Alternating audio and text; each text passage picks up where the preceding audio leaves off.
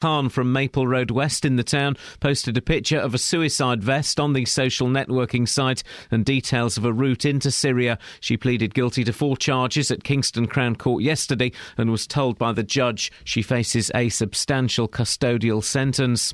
A 3-day humanitarian truce is beginning around now in Gaza. The deal was brokered late last night by America and the United Nations. Egypt has invited both Israel and the Palestinians to peace talks in Cairo today to try to find a longer-term solution to the crisis.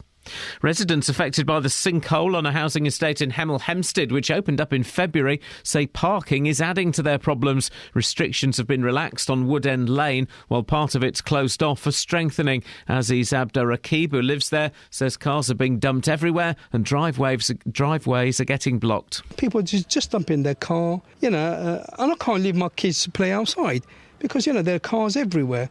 If they try to cross the road, someone will knock them down, basically. It's just been a nightmare since the 15th of Feb.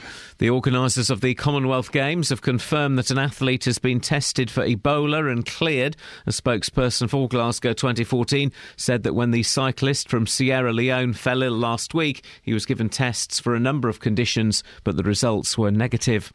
In sport, Hertfordshire sprinter Jodie Williams won a silver medal at the Commonwealth Games last night. The 20-year-old from Welwyn Garden City was second in the 200 metres, with England teammate Bianca Williams third. We beat the Jamaicans, so that's a massive thing.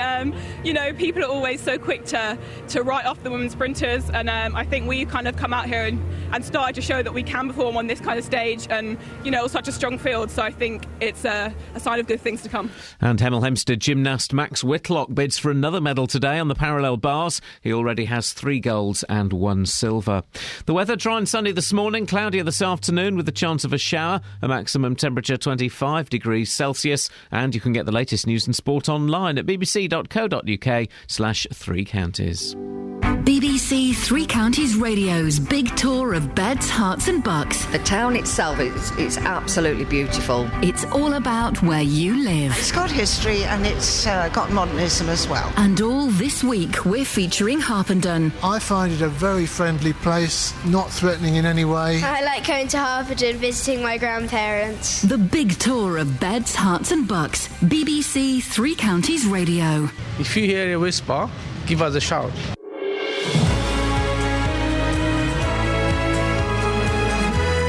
Morning! We're feeling it today. We're feeling it. It's like we're a jar of honey and someone's put a spoon in, not a proper spoon, but a honey spoon, and stirred us up and reactivated our... It's going. Anyway, it's Friday. We've got the Friday feeling. Want to come and touch? Lots to talk about this morning, including why are people still swimming in an old quarry in Milton Keynes despite 2 incidents? Does the fact a woman from Luton has been telling Muslims to fight in Syria strike another blow for the town? And... he's typing it as I'm reading it. We'll find out what I'm going to say next. 08459. Oh, hang on a second. 08459 455 555. Across beds, hearts and bucks. This is BBC Three Counties Radio. And.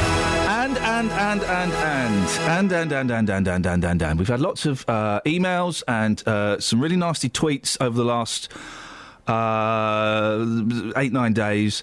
And I've spoken to the bosses, and I am able to come out and tell you the truth about exactly what's going on and what happened to the production team here on this show, and why Paul Scoins is now producing. And I can, just this once, I can let you know as well what happened to Catherine Boyle and why she had to go. 08459 455 555. Yo, it's the Rolling Stones. Oh yeah, they are always taking drugs and having sex with people, normally ladies. But hey, it was the 60s, anything went.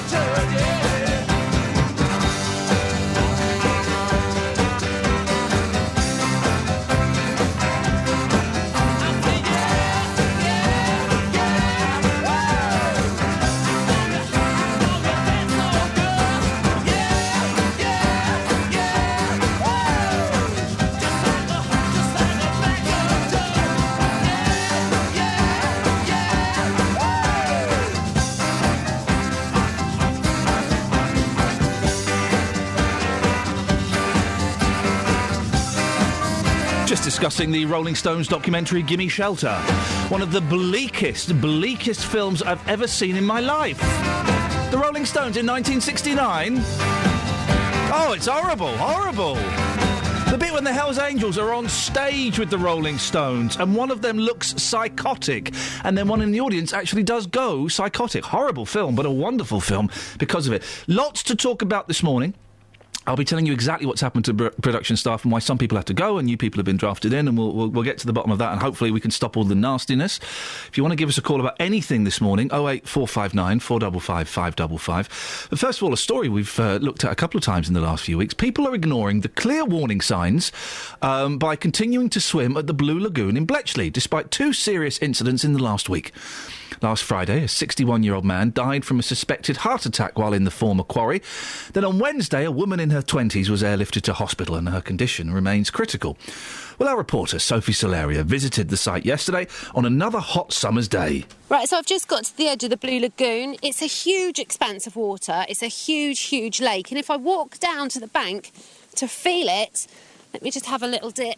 Oh, yeah, that is really, really cold, and that's even in the shallow depth. However, only a metre in, you can see the floor drop and the water gets very, very deep and you cannot see the bottom. It's murky, it's muddy, you've got foliage in there, roots of trees, rubbish, wood, and in every slope leading down to the water, there's a sign that says danger, no swimming. Now, these signs are about a metre high, they're unavoidable.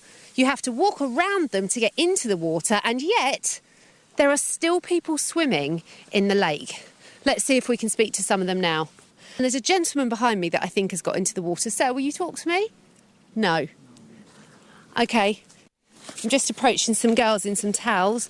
Excuse me, I'm from the BBC. Have you just been in the water? They're not willing to speak to me, but they have just been in the water as well.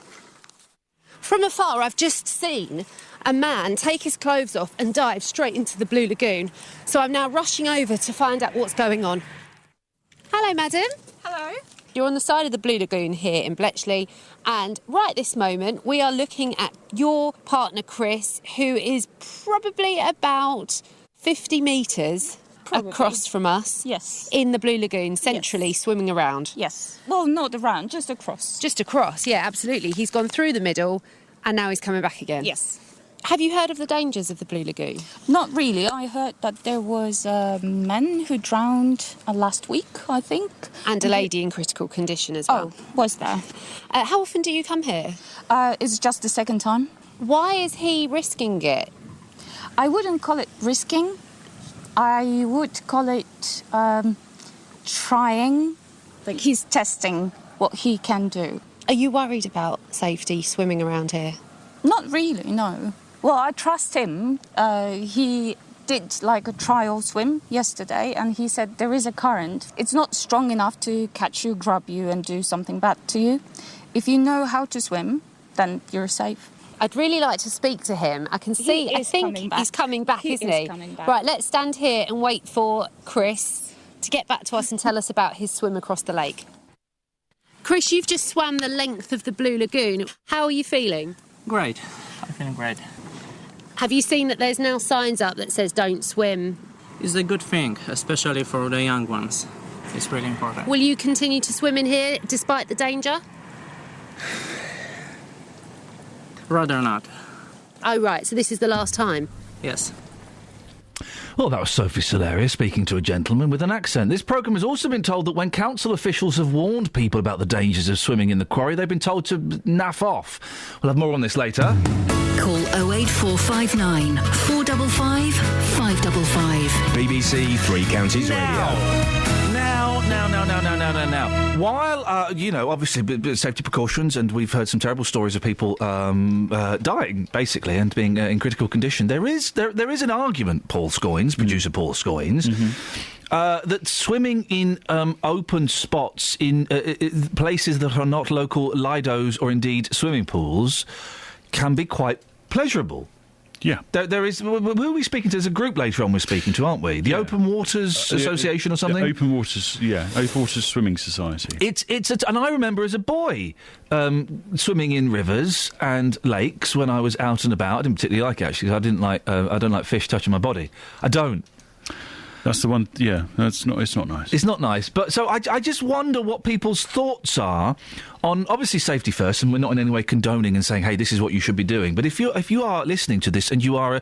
When I used to live in North London, the Hampstead ponds, the Hampstead Heath ponds were very famous for... There's a gentleman's pond and a lady pond, and people would go down there, and it was very invigorating. I had a friend who used to go there after a long run. So I'm not quite sure... Is there a law on it, do we know, on swimming in public places? Well, the Blue Lagoon, which is where Sophie was yesterday, is a former quarry. Yeah. It's very deep. Yeah.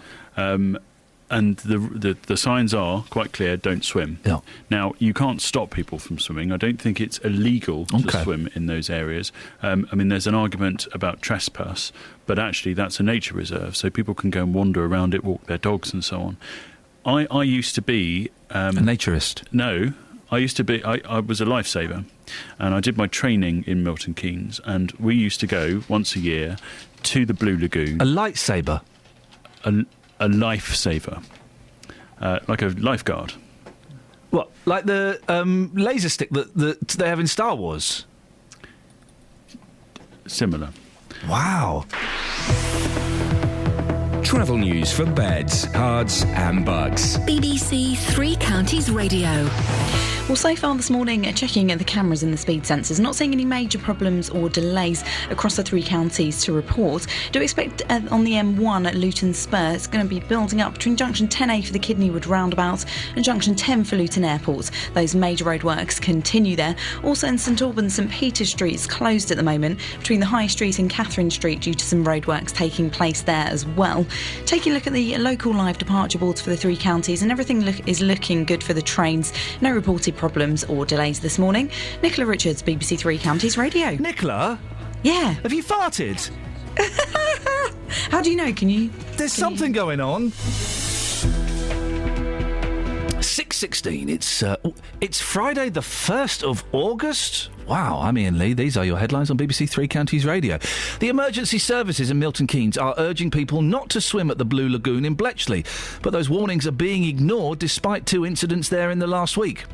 A Muslim woman from Luton is facing jail after admitting posting messages on Facebook encouraging terrorism in Syria. And in sport, Hertfordshire sprinter Jodie Williams won a silver medal at the Commonwealth Games last night, and we all say huzzah. BBC Three Counties Radio.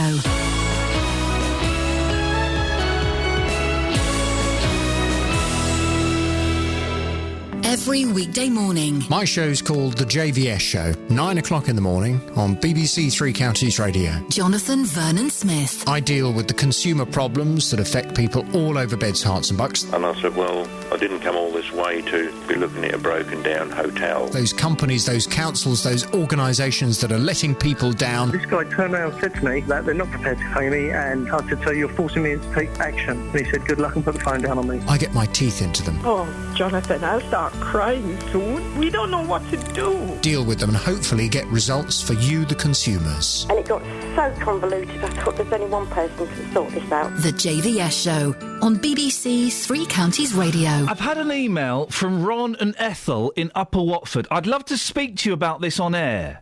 08459 455 555. It's one of the best emails, and I know the answer to the question. The answer is yes. I can give you all the information, all the informazione, what you done need. But it'd be great if you could call in, please. Thank you very much.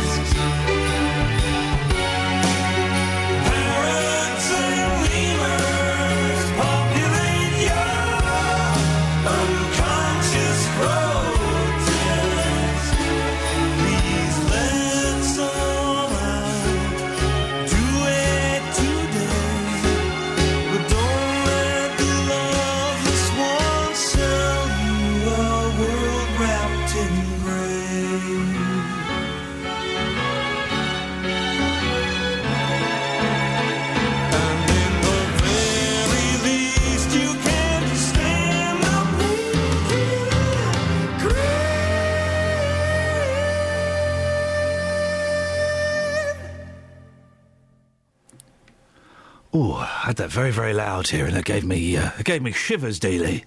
Shivers. Oh. Is he not there? No, I was talking to him and he's not there. Or is he there? No, we're playing this in drive. Or is he there? Let's try again. Oh, okay, all right. Hello, Justin. All right, bruv. Yee, Dealey. How's it going, boss? Well, you were pretending you weren't there, Dills. Oh, no, what am I like? Crazy. You little... Now, listen, the reason we got you is we're going to play a bit of your... Yeah, OK. People in Hempstead say that since a sinkhole opened in February... Don't have a growler on air, mate. Sorry, I can't help it. Parking has become a nightmare. Parking restrictions have been relaxed on Wood End Lane while part of it's closed off for strengthening. Hey! Residents there say that cars are being dumped everywhere and their driveways are being blocked. You went and spoke to a gentleman, didn't you? Oh, did you? Here it is. Well, I'll introduce it a little bit better than that, Justin. As is Abdulkarabid, is one of those living on Wood End Lane. He spoke to Justin. So as is, obviously, we've got the issues here with the properties, that they haven't got gas, some have moved back in, some haven't moved back in. It's still a building site.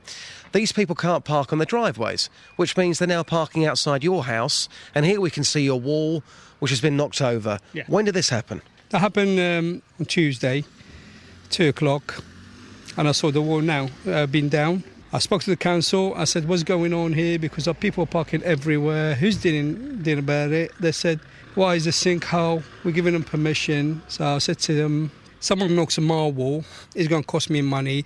You're giving them permission. Are you held responsible for it? Yeah, what are you doing about it? They said no. Well, really, I'm really fed up with it, actually. What they told me is against the law if you can't get your car out from my drive. So he said, if you come in from work and you can't get your car in, it's not a problem. That's what the council said to you? That's what the council said. So the council, clearly, from what you're telling me, they aren't doing anything to help you. It's a Sunday evening. There's cars here. The building work starts again tomorrow. You've got the noise of that as well. So I'll keep dumping my car here in the front just to stop people parking, because I've got to leave at 5 o'clock in the morning to go for work. You're blocking your own drive-in so you can get your car out? So I could get my car out, because I could get people parking and they come out all the way halfway on my drive. They don't take any consideration of me. I mean, that is incredible. Since the 15th of February, when this happened, I was here that day and it was chaotic. To be quite honest with you, the area, from what I can see, I would say what I can see, it looks even worse than the 15th of February with all the works which continue to happen here. How is your life? Sum up your life in a sentence for us since the 15th of February. Now, people just dump in their car, and I can't leave my kids to play outside because, there are cars everywhere. If they try to cross the road, someone will knock them down, basically. It's just been a nightmare since the 15th of Feb. The council, I spoke to them, they put me through to the highway. The highway, I don't think the lady, she was very helpful. She said, feel sorry for them, you're not being a nice person. I said, I'm sorry. I said, I'm calling to find out who's giving permission to these people to park here. And you telling me I haven't been helpful to these people, letting them park everywhere. I said, my car, I can't get in and out. My wall's been knocked down. And who's going to repair for my damages? They said, claim it through your insurance. I said, thank you very much for telling me that, because I didn't have to call you. If I want to claim it through my insurance, I could have done that myself. I didn't need to call you, but I need to let you know my wall has been knocked down. I'm going to have it repaired. If I have it repaired, is it going to happen again? Do you think the local council care about you at all? Any sympathy for you and your plight here? Do you think they care about you? No. We pay money for the council tax every month, and I think it's absolutely a joke. I work in London. I have to travel to London every day, and I noticed the local council there, they're absolutely 100%. They help their locals and everything. Here, no, they just want your money. You don't get no service at all whatsoever. Well, that's a very frustrated gentleman, as he's speaking to Justin Dealey. Herts County Council were asked to come on the show, and they didn't come on the show, and they sent us a statement. And from what I can see from the statement, it doesn't really refer to what we're talking about. So I'm not quite sure how that adds to anything.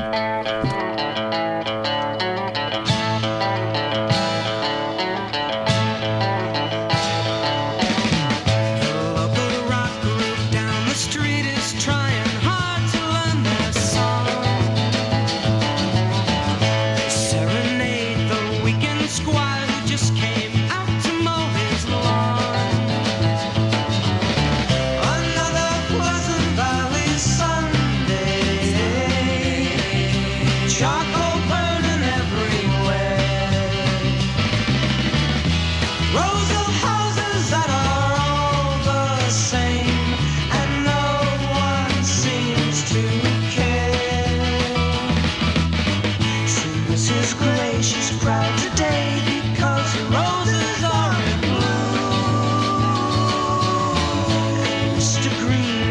so serene. He's got a TV in every room. Another Pleasant Valley Sunday. Here in Status Symbol Land. Mothers complain about how hard life is, and the kids just don't understand. A creature comfort goes, they only know my soul, and make it hard for me to see. My thoughts all seem to stray to places far away. I need a change of scenery.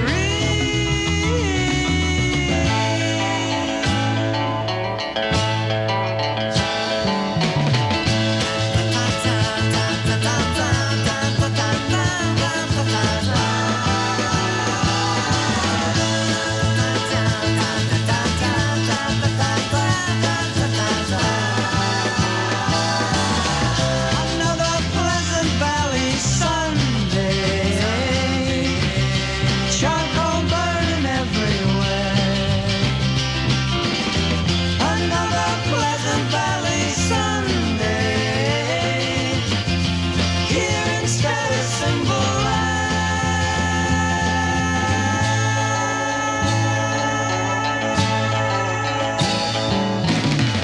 Another Pleasant Valley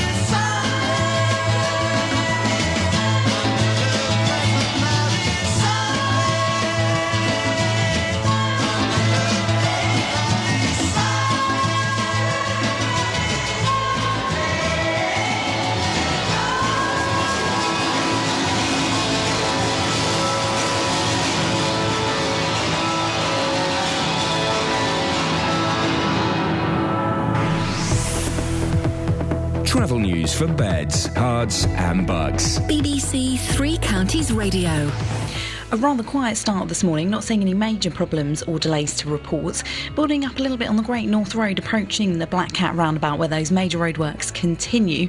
So far, taking a look at the cameras, looks to be moving rather well on the M25 and the A1M, no reported problems or delays. Do expect delays on the A40 in Beaconsfield, London Road in both directions between Park Lane and Aylesbury End. Surfacing work takes place.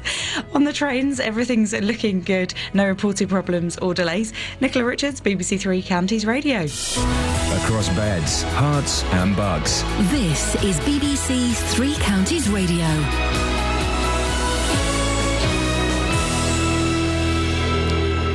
It's 6:30. I'm Simon Oxley. The emergency services in Milton Keynes are urging people not to swim at the Blue Lagoon in Bletchley, but those warnings are being ignored. It follows the death of a 61-year-old man there last Friday and a woman being airlifted to hospital in a critical condition on Wednesday evening this week.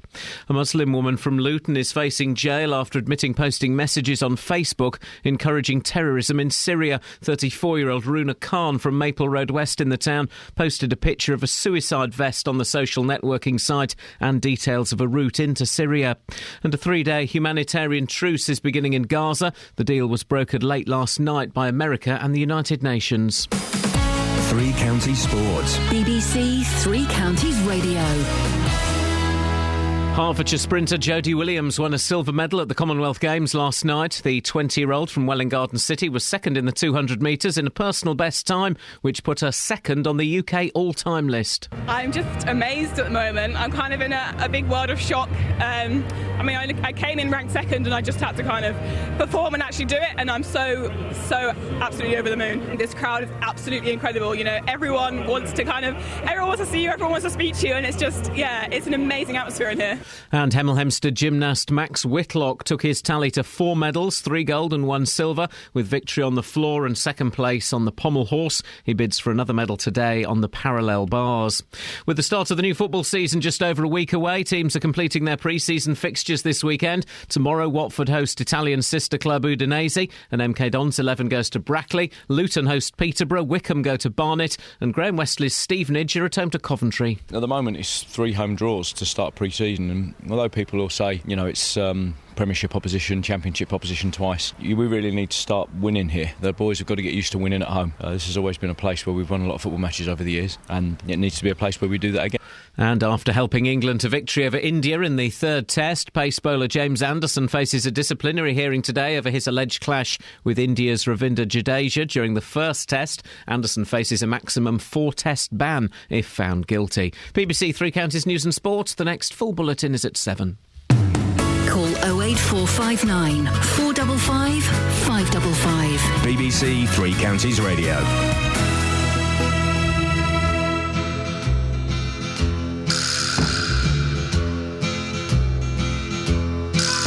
I'm praying for rain in California, so the grapes can grow and they can make more wine.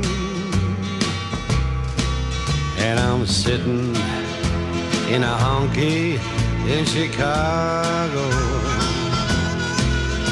with a broken heart and a woman on my mind. I matched the man behind the bar for the jukebox, and the music takes me back to Tennessee. When they ask who's the fool in the corner crying, I say, a little old wine drinker me.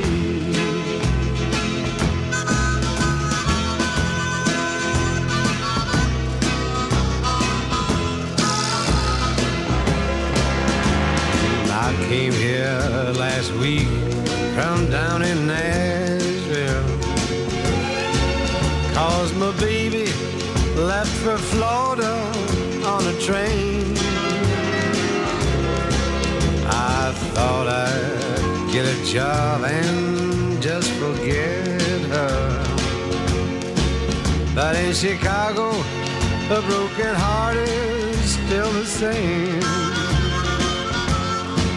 I matched the man behind the bar for the jukebox,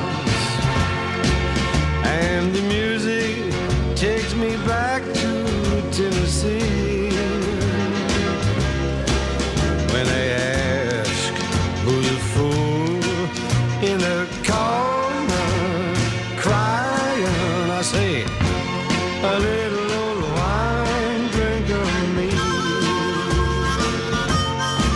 I say, a little old wine drinker me.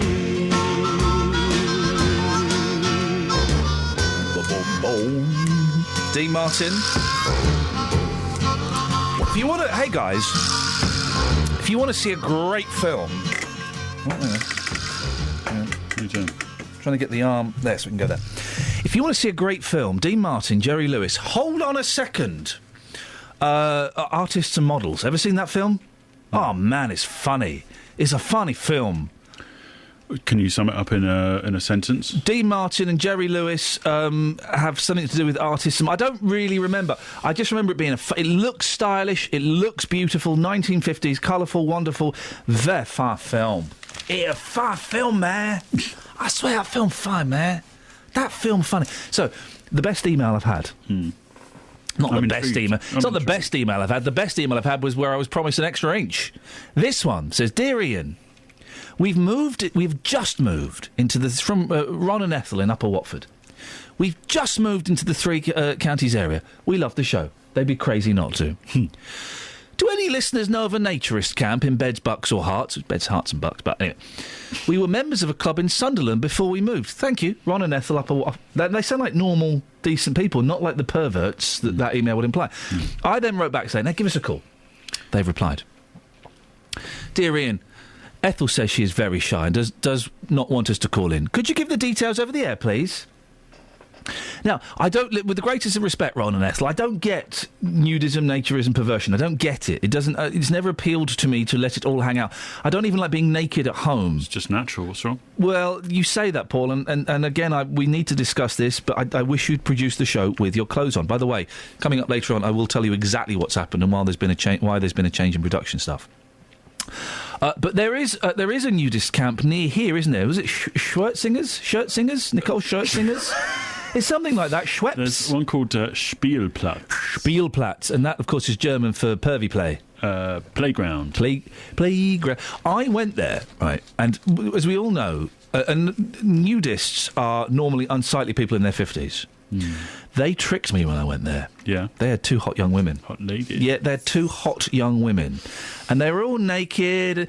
It's really hard to interview a man when he sat in a chair in a bar with nothing on and his legs wide open. At least cross your legs. I could see everything. I hope you're enjoying your breakfast, kids. I could see the chipolata and the fried potatoes. Did you have to do it naked? They wanted me to. I said, ain't no way I'm ever gonna be naked in front of you, deviants. They were I'm being slightly harsh. They were very friendly, but no. Then they all went into the sauna. Oh. And I refused to take my clothes off in the sauna as well. I refused. I don't even like going into the sauna with a swimming costume on. No. I'm a never nude. I don't like being naked. But yes, Spielplatz is the place. There's several others.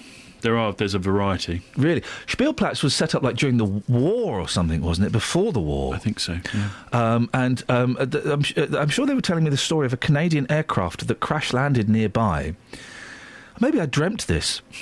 Maybe this is my fantasy. My dream the other night was that I was hanging out with Freddie Starr and I was telling him he was a genius. Wow. Yeah, I know. A Canadian plane crashed nearby and they kind of wandered into Spielplatz. They must have thought they'd died and gone to a really weird place full of chubby middle-aged people. 08459 455 555. That's the phone number that Jeffrey in Bracknell's called. Good morning, Jeffrey. Good morning, Ian. Drowning children. This is a serious subject. I just warn people that natural occurring water is not the same as a public swimming bath at all. The translucent effect that you get in public baths is not there because you've got water with microbes and plankton and green algae and all that kind of stuff. So you can never see the bottom of the pool. Intelligent people go to Oxford, get drunk at their end of summer ball. Here we go. I knew there would be some kind of socialist bent to this. You couldn't just phone in. You couldn't just phone in. Oh, you're so obstreperous, aren't you? You're an obstreperous, cantankerous, clever, kind of funny guy. Yeah. But listen to this. No, I don't think so, mate. I don't think so. He had to come in. I was quite prepared, Jeffrey, to let you come on, even when you prefaced your call with dead children.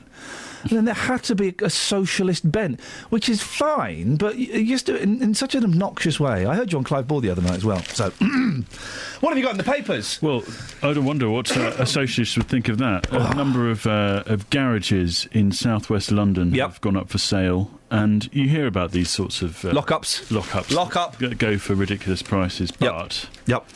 Guess how much these 3 garages went for? Where in South London? It doesn't say. £120,000. Well, that's what they were. That's what the guide price was. Wow, really?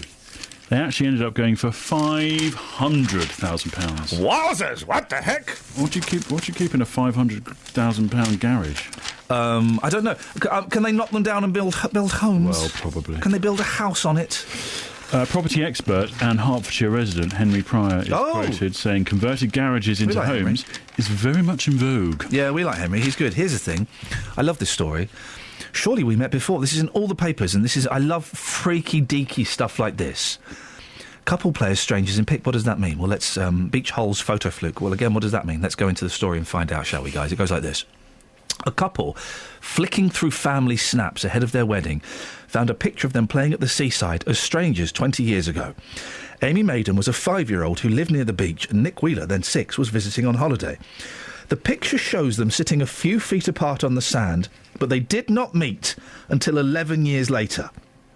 Amy and Nick married last weekend, showing off the 1994 snap together. So, picture them as kids. The boy is sat in a hole, as all boys sit in holes on the beach. And then she is about 10 feet behind him.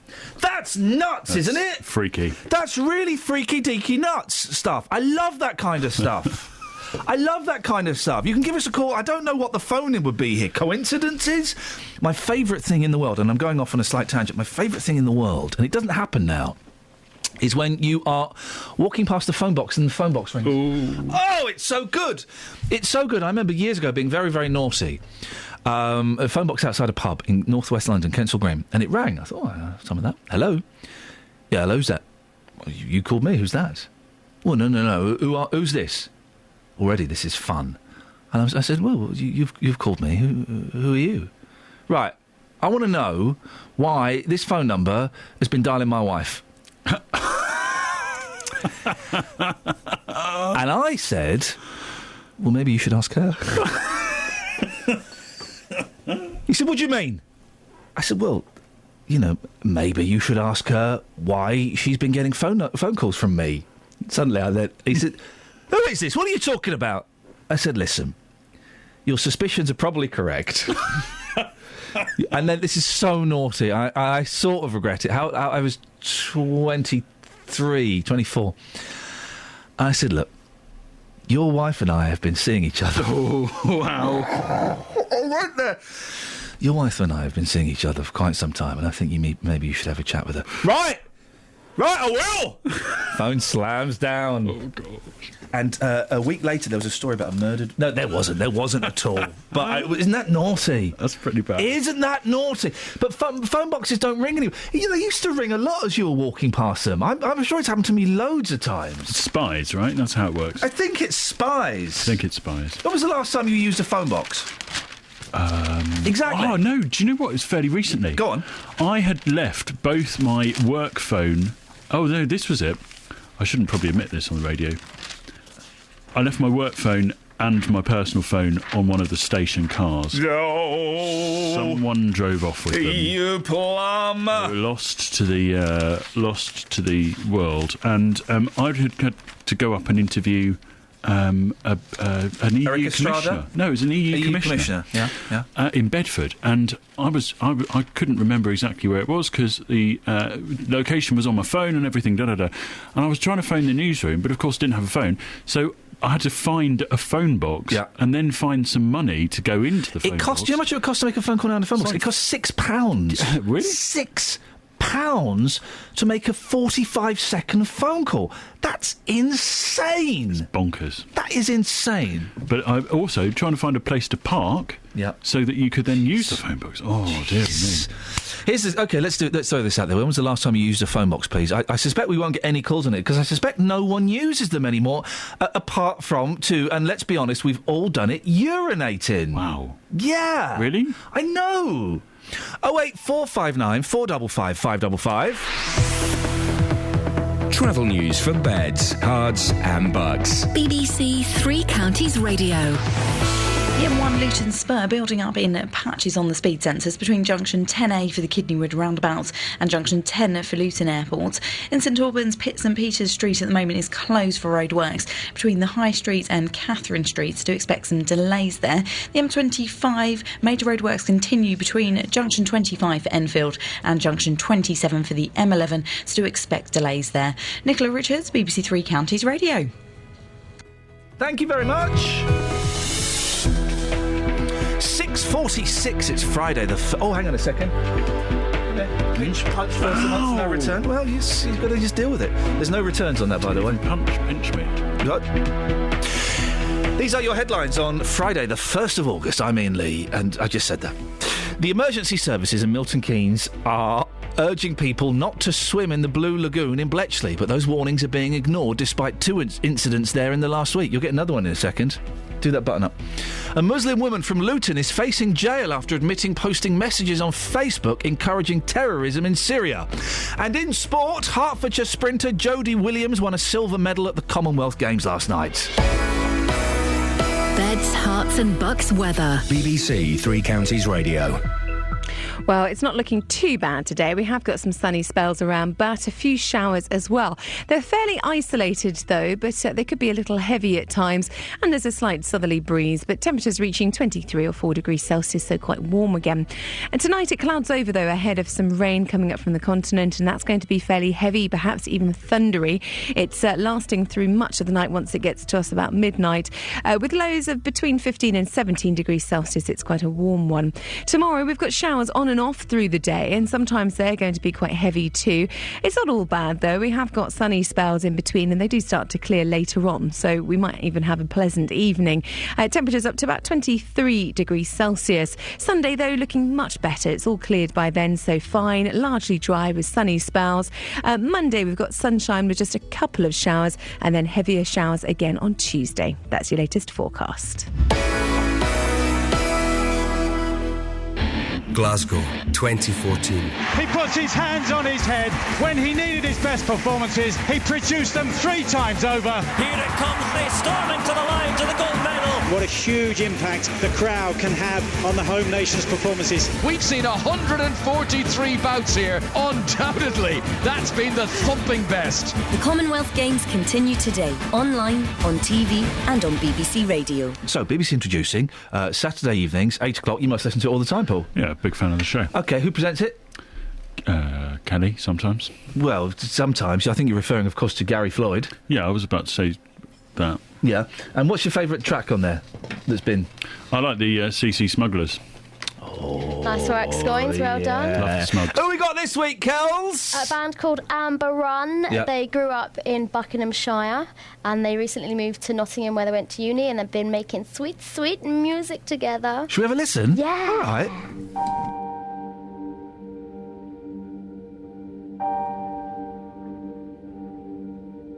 And I'll use you as a warning sign that if you talk enough sense, then you'll lose your mind. And I'll use you as a focal point, so I don't lose sight of what I want. And I move further than I thought I could, but I missed you more than I thought I would. And I'll use you as a warning sign that if you talk enough sense, then you'll lose your mind.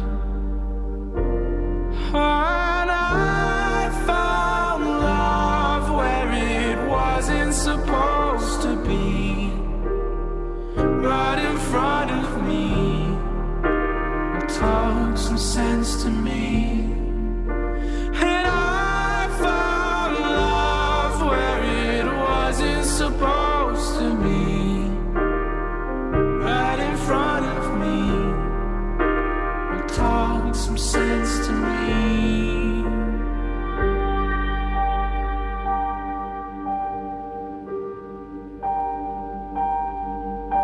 And I'll use you as a makeshift gauge of how much to give and how much to take. Oh, I'll use you as a warning sign that if you talk enough sense, then you'll lose your mind.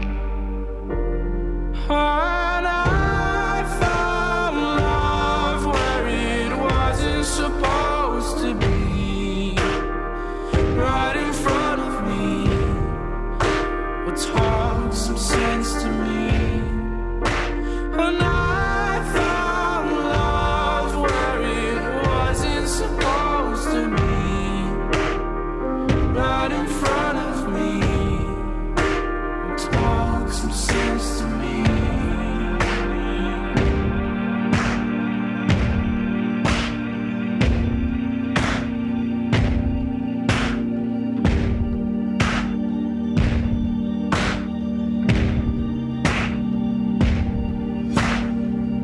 That's Amber Run and their song I Found. And if we want to hear more BBC introducing songs, Kelly Betts, where on earth do we go? Well, you can tune in every Saturday evening from 8 p.m, and if you tune in this current Saturday evening from 8 p.m, you'll hear us live from Rhythms of the World in Hitchin. They found a venue. Yeah. Do you know what this sounds like? Music. No. Sweet, sweet song. Shall I tell you what this sounds? You'll get this. Go on. This means nothing to me, oh, Vienna. It's the same song, isn't it? It's Vienna by Ultravox. It isn't it just? Oh, it means nothing to me. Being kept off number 1 by Joe Dolce. Oh, man, you're still bitter about that, Justin. Yeah, I am. I just can't move on. No, well, you need to move on. I know, but I shut can't. up at your face. Yeah, shut up at your What's face. the matter, you? Hey, I don't know respect. What do you think you do? Why you looking so sad? I don't know, ditto. It's not so bad. Shut up at your face. That was number 1 in this country when I was alive. When I was actually alive. I was part of the world that bought into Joe Dolce. Can you believe that? You're a sad man. Justin. Lots to talk about this morning. And later on, I will be probably about 7:30. We've had so many emails and so many nasty tweets and comments on forums and things.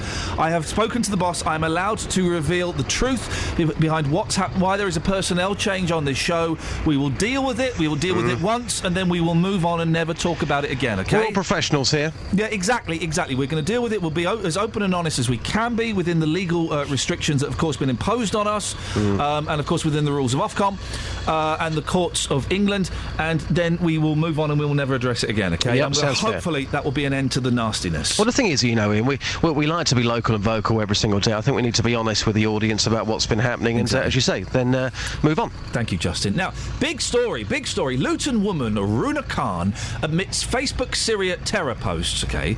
So a woman has admitted inciting terrorism in Syria by posting a picture of a suicide vest and messaging details of a route into the country on Facebook.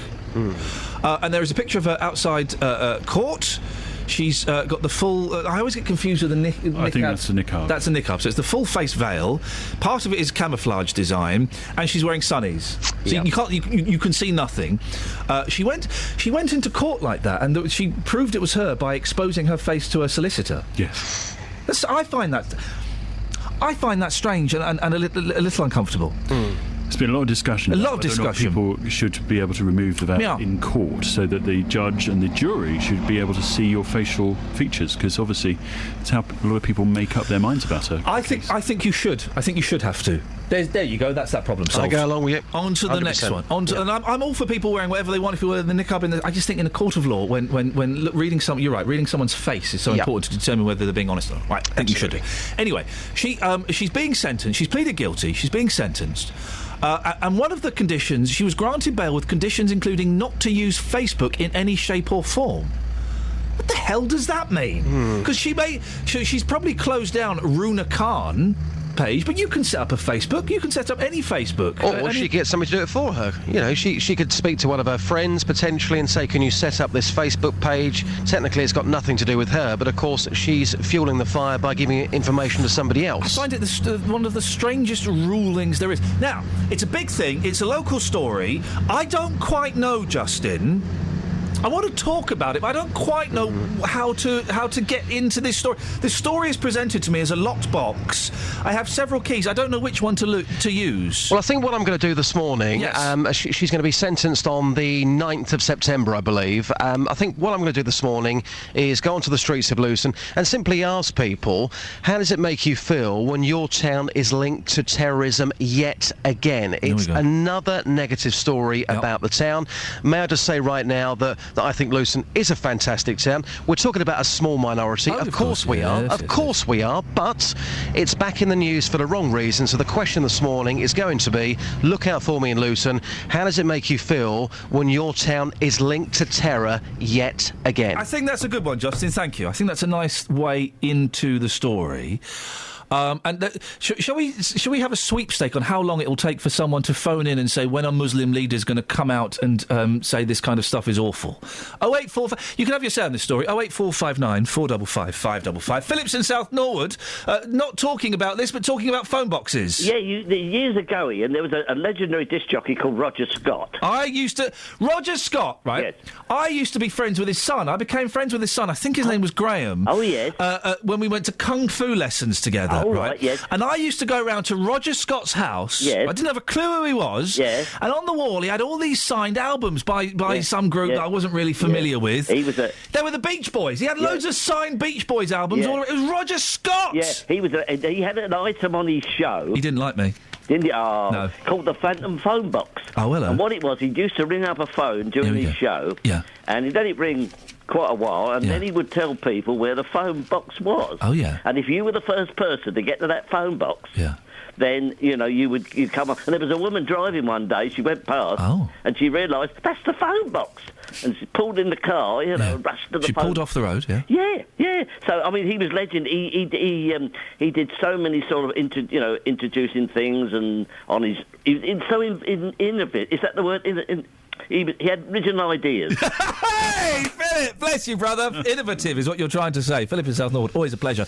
Yeah, Roger Scott was a legend, and he used to interview some of the biggest stars. He was friends with the Beach Boys, and I would go around his house. He didn't like me because I think I knackered his bicycle pump once. Oh, Iain. Yeah, I know, and he had a go at me, and he didn't like me.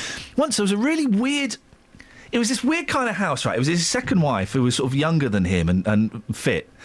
And Graham, if that's his name, the son, didn't get on with the new wife, right? Anyway, and it was this weird kind of slightly hippie house where I could just turn up and go in, and Graham would be playing with the Spectrum, playing Ghostbusters on the Spectrum, and I'd go in and play. So there's this weird thing where I went round there one day, and I went in the house, and Graham wasn't there. And the wife was doing Jane Fonda Keep Fit, right, in the other room. And so it's really awkward. I think I'm in this house now. I'm in, like, the games room, and she's in the kitchen doing Jane Fonda Keep Fit. This is really awkwardo. I stayed there for an hour. I was too nervous to leave, and then I just snuck out of the house through a secret route, through a different route, so that she would never see me. I was in a stranger's house for an hour. Let's put this out there. When was the last time you were in a stranger's house? 08459 455 555. Travel news for beds, cards and bugs. BBC Three Counties Radio. Building up at the moment on the A1, the Great North Road, approaching the Black Cat roundabout and those major roadworks, often causing delays through the rush. The M25 heading anti-clockwise, very heavy at the moment on the speed sensors, between junction 17 at Maple Cross and junction 16 for the M40. In Park Street, checking on the A414, and that's building a little bit around the Park Street roundabout. And on the M40, do expect delays as there's a lane closed for some roadworks just at junction 5 for Stokenchurch. So far on the trains, everything looks to be moving well across the three counties. No reported problems or delays. Nicola Richards, BBC Three Counties Radio. Thank you. Well, there's a little argument brewing on Facebook about swimming in the Blue Lagoon. Go and have a look. Join in and we'll talk about that in a minute. Facebook.com/BBC3CR. Let's get the news now. Here's Simon. Local and vocal across beds, hearts and bucks. This is BBC Three Counties Radio.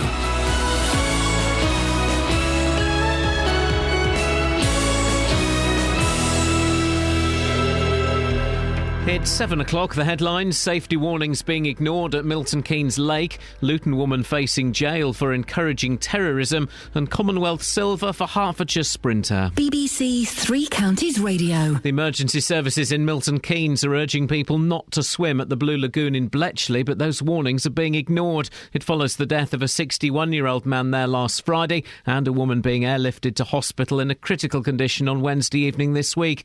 These people were at the Blue Lagoon yesterday afternoon. There is a current. It's not strong enough to catch you, grab you and do something bad to you. If you know how to swim, then you're safe. On the safety aspect, they could put life belts around, which they haven't done. All they're interested in is stopping people going in, but how? It was only today we came and there was the no swimming sign, but it definitely wasn't up there last week. A Muslim woman from Luton is facing jail after admitting posting messages on Facebook encouraging terrorism in Syria. 34-year-old Runa Khan from Maple Road West in the town posted a picture of a suicide vest on the social networking site and details of a route into Syria. She pleaded guilty to 4 charges at Kingston Crown Court yesterday and was told by the judge she faces a substantial custodial sentence. A 72-hour humanitarian ceasefire between Israel and Hamas is underway in Gaza. The truce, which began an hour ago, was announced late last night by the UN Secretary-General Ban Ki-moon and the US Secretary of State John Kerry. The pause in hostilities follows 24 days of fighting in which almost 1,500 people have died, the vast majority of them Palestinian civilians. Residents affected by the sinkhole on a housing estate in Hemel Hempstead, which opened up in February, say parking is adding to their problems. Restrictions have been relaxed on Wood End Lane, while part of it's closed off for strengthening. Aziz Abdur-Rakib, who lives there, says cars are being dumped everywhere and driveways are blocked. People just dump in their car, and I can't leave my kids to play outside because, there are cars everywhere. If they try to cross the road, someone will knock them down, basically. It's just been a nightmare since the 15th of Feb. The organisers of the Commonwealth Games have confirmed that an athlete has been tested for Ebola and cleared. A spokesperson for Glasgow 2014 said that when the cyclist from Sierra Leone fell ill last week, he was given tests for a number of conditions, but the results were negative. In sport, Hertfordshire sprinter Jodie Williams won a silver medal at the Commonwealth Games last night. The 20-year-old from Welwyn Garden City was second in the 200 metres, with England teammate Bianca Williams third. We beat the Jamaicans, so that's a massive thing. People are always so quick to write off the women's sprinters, and I think we kind of come out here and started to show that we can perform on this kind of stage, and it was such a strong field, so I think it's a sign of good things to come. And Hemel Hempstead gymnast Max Whitlock bids for another medal today on the parallel bars. He already has 3 golds and 1 silver. The weather dry and sunny this morning, cloudier this afternoon with a chance of a shower, a maximum temperature 25 degrees Celsius, and you can get the latest news and sport online at bbc.co.uk/3 counties. BBC Three Counties Radio's big tour of beds, hearts and bucks. First really rural community out of London as you go northwards. And all this week we're featuring Harpenden. It's just a really pleasant town with lovely commons. It's all about where you live. I say it's a great place to live. I say I'm very lucky to live here. The big tour of beds, hearts and bucks. BBC Three Counties Radio.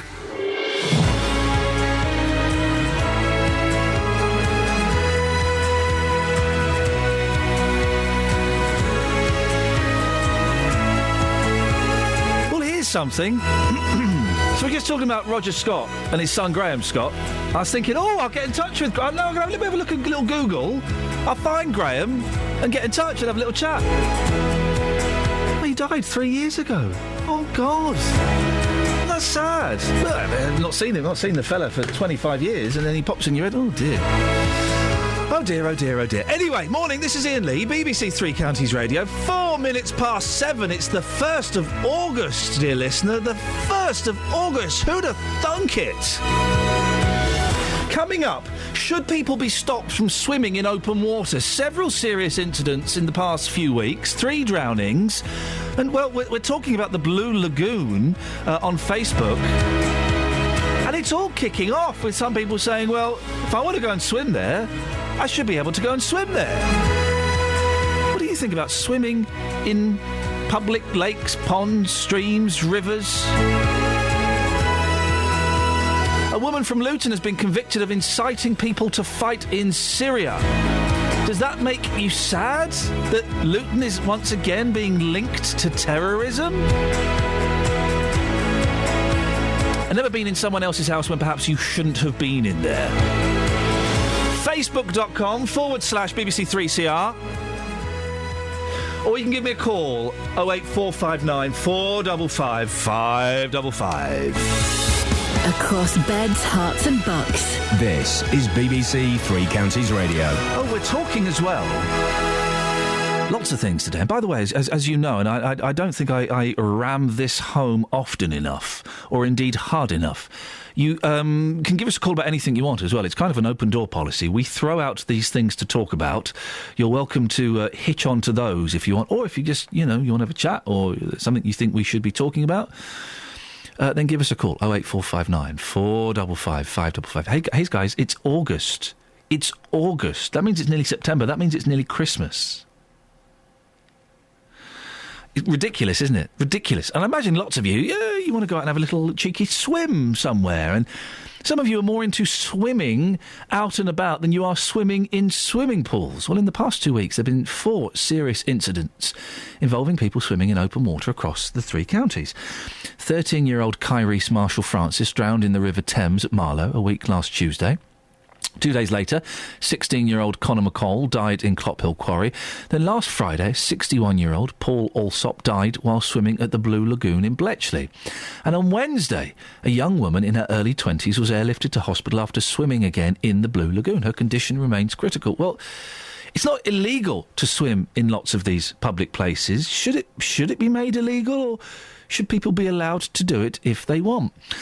Our reporter Sophie Solaria spoke to some people, and they said they haven't gone near the Blue Lagoon since these incidents. We didn't go over there today because we saw the signage not to swim. Yeah, so we were going there, and then we made a decision to come here because they couldn't swim anyway. And I'd already told the children they weren't going in swimming today because someone had died in there. Sam, so you're 12 years old. Yeah. What do you know about the dangers of swimming in open water? You don't know what's underneath if it's like muddy and dark. Like there could be like weeds that can like trap your feet and then you can drown. So would you go in water without supervision? Depends really. If it's like you can see the bottom, then I would. And how old are you, Oliver? 10. Have you ever swum in a lake or open water? A few times, just over at the Blue Lagoon before the person died. Was it cold? Yeah, it was quite cold, yeah. And what made you stop going in that water? Your mum? Yeah, mum. Have you swum in the Blue Lagoon? Yes. It was very cold, and if someone did die in there, then I would be very worried. When was the last time you went in there? About a week ago. And how old are you? 8. Well, that was people speaking to our reporter, Sophie Solera. We've been told that when the council officers went to warn people about the dangers of swimming in the former quarry, they were abused, basically told to jog on. Lynn Roper is from the Open Swimming Society. Morning, Lynn. Good morning, Iain. It's the Outdoor Swimming Society, by the way. Thank you very much indeed. And I would imagine that you give a big thumbs up to swimming in rivers and ponds and public places like that. Absolutely, we do. I would like to say first that we're absolutely devastated by all the incidents that have happened. They are all tragic, of course. But our position really is that there are so many benefits from swimming outdoors, and the key thing is to actually be aware of genuine risks. And currently, the way people seem to deal with the perceived risks is to spread misinformation. Often it's the information they're giving is completely wrong, and people are drawn to water, as we see from the recent sunny weather. There have been, in some cases, hundreds of people swimming in quarries and in rivers, and it's about informing those people about the genuine risks. So, Lynn, what are the real risks then? Well, first of all, I think some of those children that Sophie spoke to were absolutely right there. You need to be able to see what's in there. You don't want to get tangled up in something. There might be a shopping trolley, for example, in a river or a quarry. You need to be able to get out of the water. That's really important. So if you jump into a river, bear in mind you might get pulled along a bit further before you can get out. There are problems from cold. The thing about lakes and quarries being freezing cold in summer in England is not genuinely the case. It's the water temperature tends to be in the lowlands between 15 and 20 degrees centigrade. You won't get hypothermia, but your body does react to the cold. And one of the things you need to be aware of is that cold incapacitation can affect you.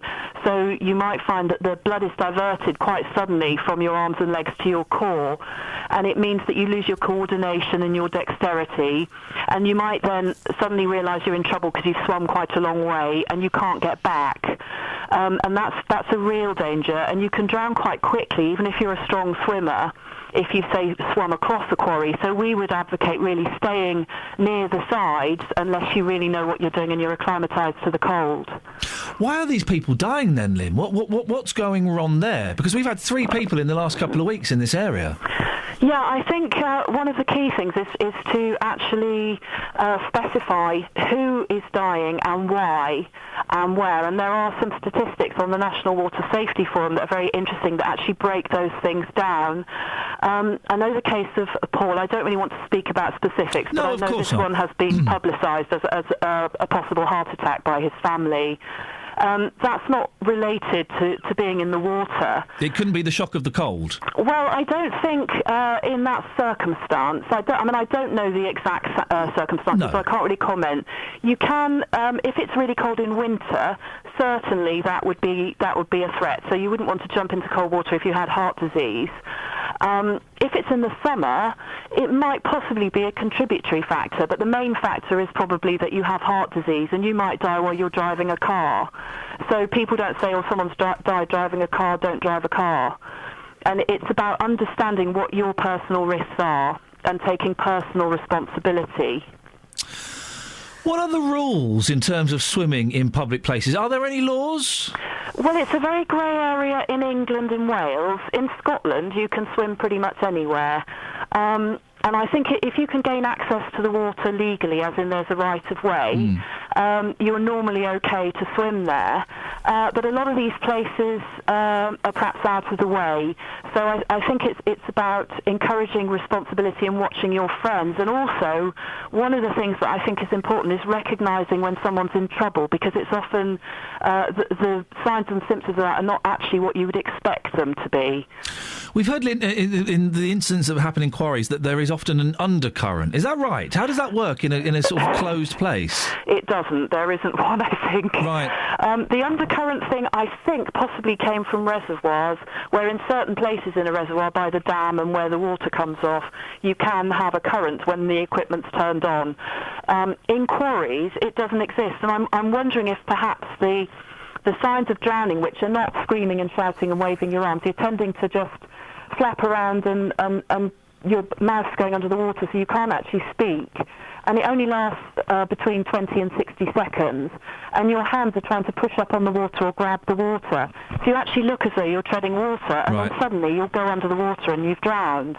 And I'm wondering if that's perhaps part of where the myth has come from, that people have misunderstood what a drowning person looks like and thought, well, they were swimming fine and now they suddenly vanished. With the Outdoor Swimming Society, do you have a list of kind of preferred places to go and do this? We do have an interactive map at wildswim.com, and the idea is that our members and other people put their swim spots on there. And one of the key things, again, is local knowledge. It's so important to understand that the water that you're swimming in.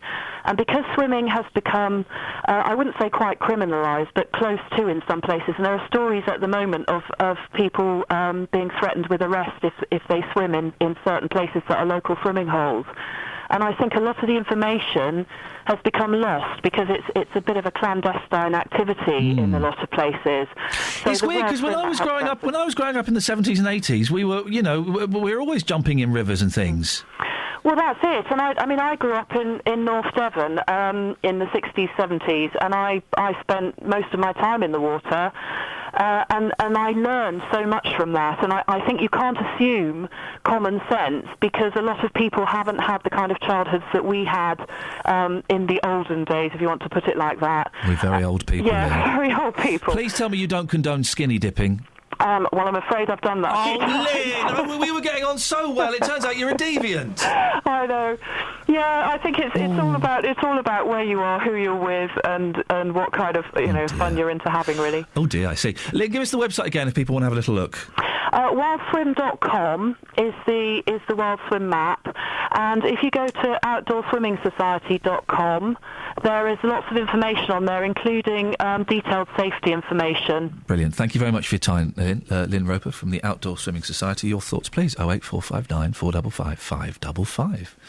When I was a kid in the 70s and the 80s, we were always, not always, but quite often jumping into rivers. There was normally a piece of rope tied to a branch above a river, and people would swing on it and fall off into the river. I have no idea how that rope got there, but we did that kind of stuff. What do you think? Some terrible, terrible incidents over the past few weeks. Should it be banned, or do we just need to have a little bit more common sense? 08459 455 555. Let's get the travel news. Travel news for beds, cards and bugs. BBC Three Counties Radio. Building up on the Great North Road, approaching the Black Cat roundabout, where the major roadworks are continuing there. In Beaconsfield, resurfacing work taking place on the A40 London Road, so do expect delays between Park Lane and Aylesbury End. The M25 heading anti-clockwise, there was an accident between junction 17 for Maple Cross and junction 16, the M40. It has been moved on, but it is causing delays now on the speed sensors. Taking a look so far at the A41 in Aylesbury, that's moving rather well, and no reported problems on the M40 so far this morning. It's looking good on the trains, no reported problems or delays. Nicola Richards, BBC Three Counties Radio. Nicola, thank you very much. 7:16, it's Friday the 1st of August. I'm Iain Lee. These are your headlines on BBC Three Counties Radio. The emergency services in Milton Keynes are urging people not to swim at the Blue Lagoon in Bletchley, but those warnings are being ignored despite 2 incidents there in the last week. A Muslim woman from Luton is facing jail after admitting posting messages on Facebook encouraging terrorism in Syria. And in sport, Hertfordshire sprinter Jodie Williams won a silver medal at the Commonwealth Games last night. BBC Three Counties Radio.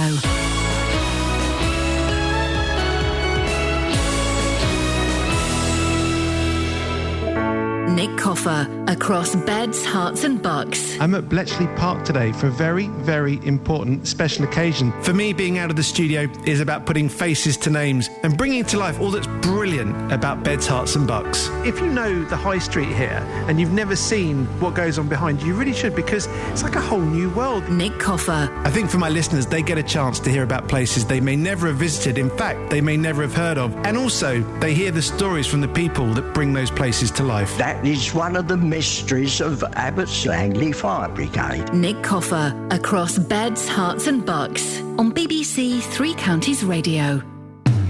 Call 08459 455 555. BBC Three Counties Radio. There's kind of, by the way, about 20 minutes' time, 15 minutes' time, we will answer the tweets, the emails, the comments on Facebook and all other forums about what has happened, why you may be hearing different voices on this show. We will give you the truth as best as we can within the Ofcom and indeed the legal framework of this country, and then that'll be the end of it, hopefully, and we can move on and we can all start afresh as this ship sails out of harbour once again. 08459 455 555. Lots to talk about. Another Luton link with terrorism after a woman has been found guilty of promoting terrorism on Facebook, of all places. She's been banned from using Facebook. Well, that'll teach her a lesson. Sentencing is in September, but until then she can't use Facebook. That'll teach her a lesson. Does it disappoint you that Luton is once again linked with terrorism? Maybe you're not that surprised at all. 08459 455 555. We're also asking about coincidences. Brilliant story in the papers today. This couple, they're getting married, they're going through some old family photos, and he's showing her a picture of his holiday when he was about 11. She went, hang on a minute, that's me in that photo, and she's in the background. Wonderful story. Peter's on the line. Morning, Peter. Good morning, Iain. Peace be with you. Thank you, boss. What you got for us? Coincidences. When I was 15, that was 1959, raking around on an old landfill site, I came across a suitcase full of old postcards, and I thought, oh, these look interesting. Took them home. That's triggered off my postcard collection, and I only collect North Kent between 1915 and 1925. That's a very specific collection to have, Peter. Well, you could have millions and millions and millions of these things. Too true. However, yes. About 10 years ago, my wife is raking through all those that I've collected but I haven't displayed, and she said, look at this. It's a photograph of our street and our house taken in 1915. Oh, beautiful. Amazing, eh? Beautiful. Peter, thank you for that. I told you about my coincidence the other day, going into a house that I was looking to buy about 3 miles away from the house I was living in, and there was a letter addressed to me on the table. I love stuff like that. It proves to me there is no God. So those things prove to me there is no God. Totally. So others would look at it in the opposite way, but no, it proves to me that God does not exist. It is a human construct. Anyway, before we get too lost in that tangent, 08459 455 555. Sinkholes. People in Hemel Hempstead say that since a sinkhole opened up in February, parking has become a nightmare. Parking restrictions have been relaxed on Woodend Lane, while part of it's closed off for strengthening. Residents there say that cars are being dumped everywhere and their driveways are getting blocked, which is a very frustrating thing if you've ever had it. I remember a car parked in front of my driveway once, and I went out and had a word with the fellow, and he told me he told me to get lost in no uncertain terms. He was getting to his car and drive. I said, "Oh, excuse me, mate, don't park there." Get out of it. Anyway, Justin's been in the area. Morning, Just. Morning, boss. Get out of it. Get out of it. What's it like? It's awful. It's absolutely awful. This sinkhole developed on the 15th of February. Months on, the area is even worse. Quite simply, Ian, it's a building site. Some people have moved back onto the estate. Some people are still in hotels. We hope the gas is going to go back on this weekend. Now, before we talk about car parking, with all the works that are happening there, this is what it sounded like yesterday afternoon outside people's homes.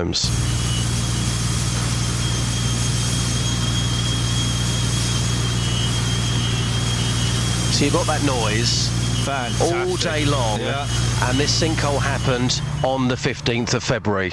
You'd have thought it would have been sorted out by now. As for the car parking, again, absolutely horrendous, because some people have moved back onto the estate, but those people that have moved back onto the estate, they can't park outside their front door because the area is still fenced off, which means that when you drive down Woodend Lane, all the cars are stacked up there, and some people have even had their walls knocked over. So we're hoping this situation will be sorted out by September, but still a few more weeks of hell for the local residents. It just sounds like an absolute nightmare. I mean, you know what it's like if your neighbours are getting some building work done for a week, but to have that constant racket... Well, people said to me the other day, they said, "Why are you talking about the sinkhole? Surely that's been sorted out." Oh, no. It's still ongoing. Things are still happening there. Works are still taking place. People are still living in hotels all these months on. It's the story which, sadly, isn't going away. Well, it sounds like an absolute nightmare. Justin, don't forget, if you hear a whisper... give us a shout. Thank you very much indeed. Well, Aziz Abderraqib is one of those living on Woodend Lane and joins me now. Morning, Aziz. Morning. What's it been like for you? It's absolutely a nightmare. Tell me why. Well, I normally work shifts. I can't sleep during the day because of the noise. I can't get into, sometimes I'm blocked, so I can't get into my drive. And someone actually reverses and knocks my wall down. Yeah, now tell us about this. So the people are parking wherever they want. Yes. They're blocking your... Is it a dropped curb you've got? Yes, I have got a dropped curb, and they're parking in front of that? Well, they're taking like a three-quarter of the entrance to my drive. Yeah. And on the corner, as I reverse from my car, my drive, there is double yellow, and people are parking on double yellow, so I can't reverse to get out of my drive. And someone knocked your wall over, did they? Yeah, and well, I don't know who it was, but someone reversed back to it, knocked the whole wall down, and just drove away. And when I called the highway, they said, well, you have to be lenient with these people. Feel sorry for them. Feel sorry for who? The fellow that knocked your wall down? Well, they said because they think how I feel sorry for them. I said, who feels sorry for me? I've got to pay for the wall from my own pocket. Must be very frustrating. Have you been given any indication of when this is going to be done? No. Not information whatsoever. Probably going to go on until September. Have you heard that? No. The latest we've heard is Hearts of County Council have refused to come on. They've sent us a statement, which is just it's just very long and ponderous. But the key point for you is Wood Lane End is not likely to be reopened before the end of September. Please be aware that this is likely to change. That to me says after September. Well, I will put all my money on it. Probably it won't be till next year. Wow. Look in the state of it. it doesn't look like it's going to be open at all this part of this year at all. Aziz, when you see them working, do you think? I mean, are they working at full pelt? Could they be doing any more? I don't know what they're doing. You could hear the noise all the time, and they just got a barrier. You can't pass them to see what's happening. And when you talk to them, they're absolutely arrogant. They just said, "Oh, we're working," and we say, "Well, it's too much noise. How long this is going to take?" "Oh, you need to speak to the council." So you speak to the council. They don't know nothing about it. Aziz, listen, stay in touch with us. I can hear how frustrated and annoyed you are about it. It must be an absolute nightmare. Call 08459 455 555. BBC Three Counties Radio. If you hear a whisper, give us a shout. 08459 455 555 is the telephone number should you wish to give us a call. Let's have a little look at the front pages, shall we? We'll give you as much as we can after the news at past about exactly what's been going on here and why you're hearing some different voices and why things are moving in a slightly different direction. So stay tuned for that, and then hopefully we can end all the abuse that we've been getting on Twitter. The front page of the Times: cost of Afghan rebuild on scale of the Second World War. And there is a picture of what's going on in Gaza. The Guardian. God, I was having a right row with some idiot on Twitter. And I realised I was having a row with someone on Twitter. Once you're having an argument with someone on Twitter, you know that all hope is lost. Some fella who said that I said that Israelis enjoyed children dying and that they shouldn't be allowed to defend their own territory. Not what I said at all. What I said was, I've seen far too many dead kids in this story in Gaza, and that maybe what the Israeli army were doing was perhaps disproportionate, and that maybe sanctions should be imposed on them until they stop. But you know what? Do you know what America, and I think us, I may be wrong on that, do you know what America and us are doing, Paul, instead of imposing sanctions? What is that, Iain? We're selling them more weapons. Oh. They just put in an order for more weapons. Instead of us going, well, no, we're selling them, and it may just be the Americans, I need to check, I think we're involved. We're selling them more weapons. Isn't that nice of us, huh? Hey, guys, that must make you feel proud. The Guardian, there is some little ray of sunshine. Israel and Hamas agree truce. 3-day pause in fighting. It comes as death toll exceeds 1,400. The Independent, English patient set for £300 million genetic revolution.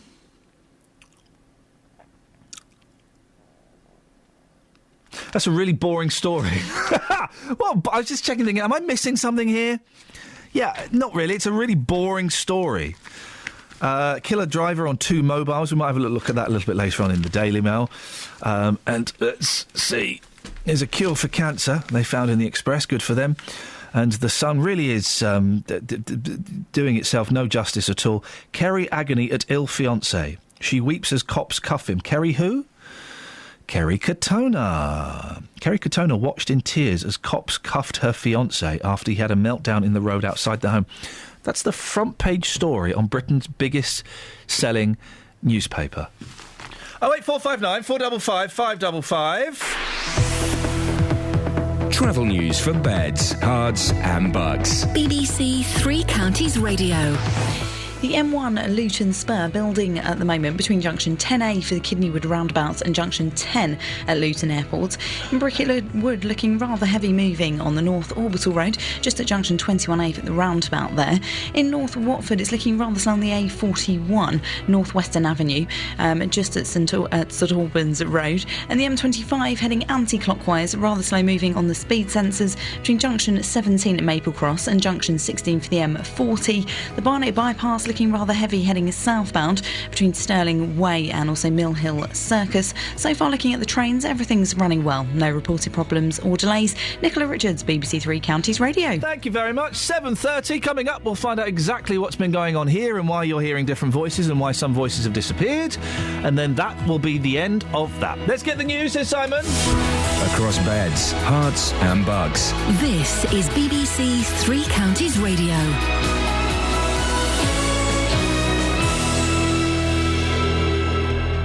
It's 7:30. The headlines. The emergency services in Milton Keynes are urging people not to swim at the Blue Lagoon in Bletchley, but those warnings are being ignored. It follows the death of a 61-year-old man there last Friday and a woman being airlifted to hospital in a critical condition on Wednesday evening this week.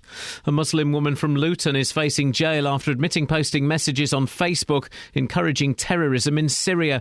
34-year-old Runa Khan from Maple Road West in the town posted a picture of a suicide vest on the social networking site and details of a route into Syria. And a 72-hour humanitarian ceasefire between Israel and Hamas is underway in Gaza. The truce began 2 hours ago. Three Counties Sports. BBC Three Counties Radio. Hertfordshire sprinter Jodie Williams won a silver medal at the Commonwealth Games last night. The 20-year-old from Welwyn Garden City was second in the 200 metres in a personal best time, which put her second on the UK all-time list. I'm just amazed at the moment. I'm kind of in a big world of shock. I came in ranked second and I just had to kind of perform and actually do it, and I'm so absolutely over the moon. This crowd is absolutely incredible. You know, everyone wants to see you, everyone wants to speak to you, and it's just, it's an amazing atmosphere in here. And Hemel Hempstead gymnast Max Whitlock took his tally to 4 medals, 3 gold and 1 silver, with victory on the floor and second place in the pommel horse. He bids for another medal today in the parallel bars. With the start of the new football season just over a week away, teams are completing their pre-season fixtures this weekend. Tomorrow, Watford host Italian sister club Udinese, and MK Dons 11 goes to Brackley. Luton hosts Peterborough, Wickham go to Barnet, and Graham Westley's Stevenage are at home to Coventry. At the moment, it's 3 home draws to start pre-season, and although people will say, it's Premiership opposition, Championship opposition twice. We really need to start winning here. The boys have got to get used to winning at home. This has always been a place where we've won a lot of football matches over the years, and it needs to be a place where we do that again. And in cricket, James Anderson could be given a maximum 4-test ban at an ICC disciplinary hearing this morning, following an altercation with Indian all-rounder Ravindra Jadeja last month. Anderson says the case has been on his mind during the 3rd test, which England won yesterday. Obviously it has, but I think once I got out on the field, there was only one thing in my mind, and that was to take wickets and try and help us win this game of cricket, and thankfully I've done that pretty well this week. BBC Three Counties News and Sport. The next full bulletin is at 8. Call 08459 455 555. BBC Three Counties Radio. Kels, I've got some bad news for you, mate. Hi. Got some bad news. Hi, boss. Got some bad news. Good morning. Yeah, people are talking about you behind your back. Oh, again? Yeah. What have they been saying? Bad stuff about you. Again? Haven't they, Paul? Yeah. Yeah, Oh. that's right. I've just said we've got instant messaging system here that's very secretive. Oh, yeah. And people can send you instant messages and no one else knows about it. Paul Scoins has sent me an instant message during the show. It just flashed up. Oh. I'll make a sip of this delicious coffee. This coffee is flipping awful, says Paul Scoins. Oh. Hey. Hey. The way you say that, Ian, makes it sound like I'm ungrateful. Well, the way you... Well, now I think about it, he didn't say thank you. Yep. The way you wrote it with a swear in does sound ungrateful, Paul. I wasn't making a comment about the fact the coffee was made for me. You said this coffee is flipping. He didn't say flipping, Joyce. Hello. Awful. Ian, how's your coffee? It is absolutely fantastic. I'm going to have another little sip. It's delicious. Sounds nice.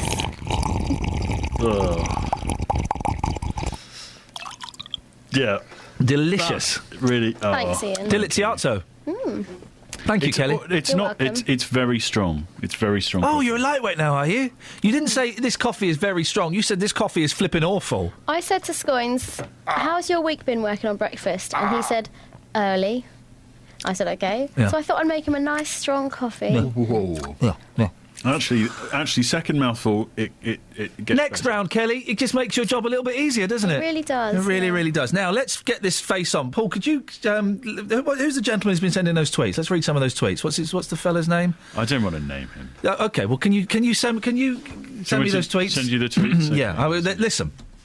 The astute amongst you will have noticed there has been a slight change, very minor, borderline insignificant change that has taken place to the show recently. We used to have a female producer whose name was Catherine Boyle. She is no longer on the show. She's currently not on the show. Paul Scoins is the current producer of the show. Now, lots of you have been sending us abuse and emails. Let me explain exactly what happened. Catherine broke Catherine broke rules of broadcasting twice. She did it twice.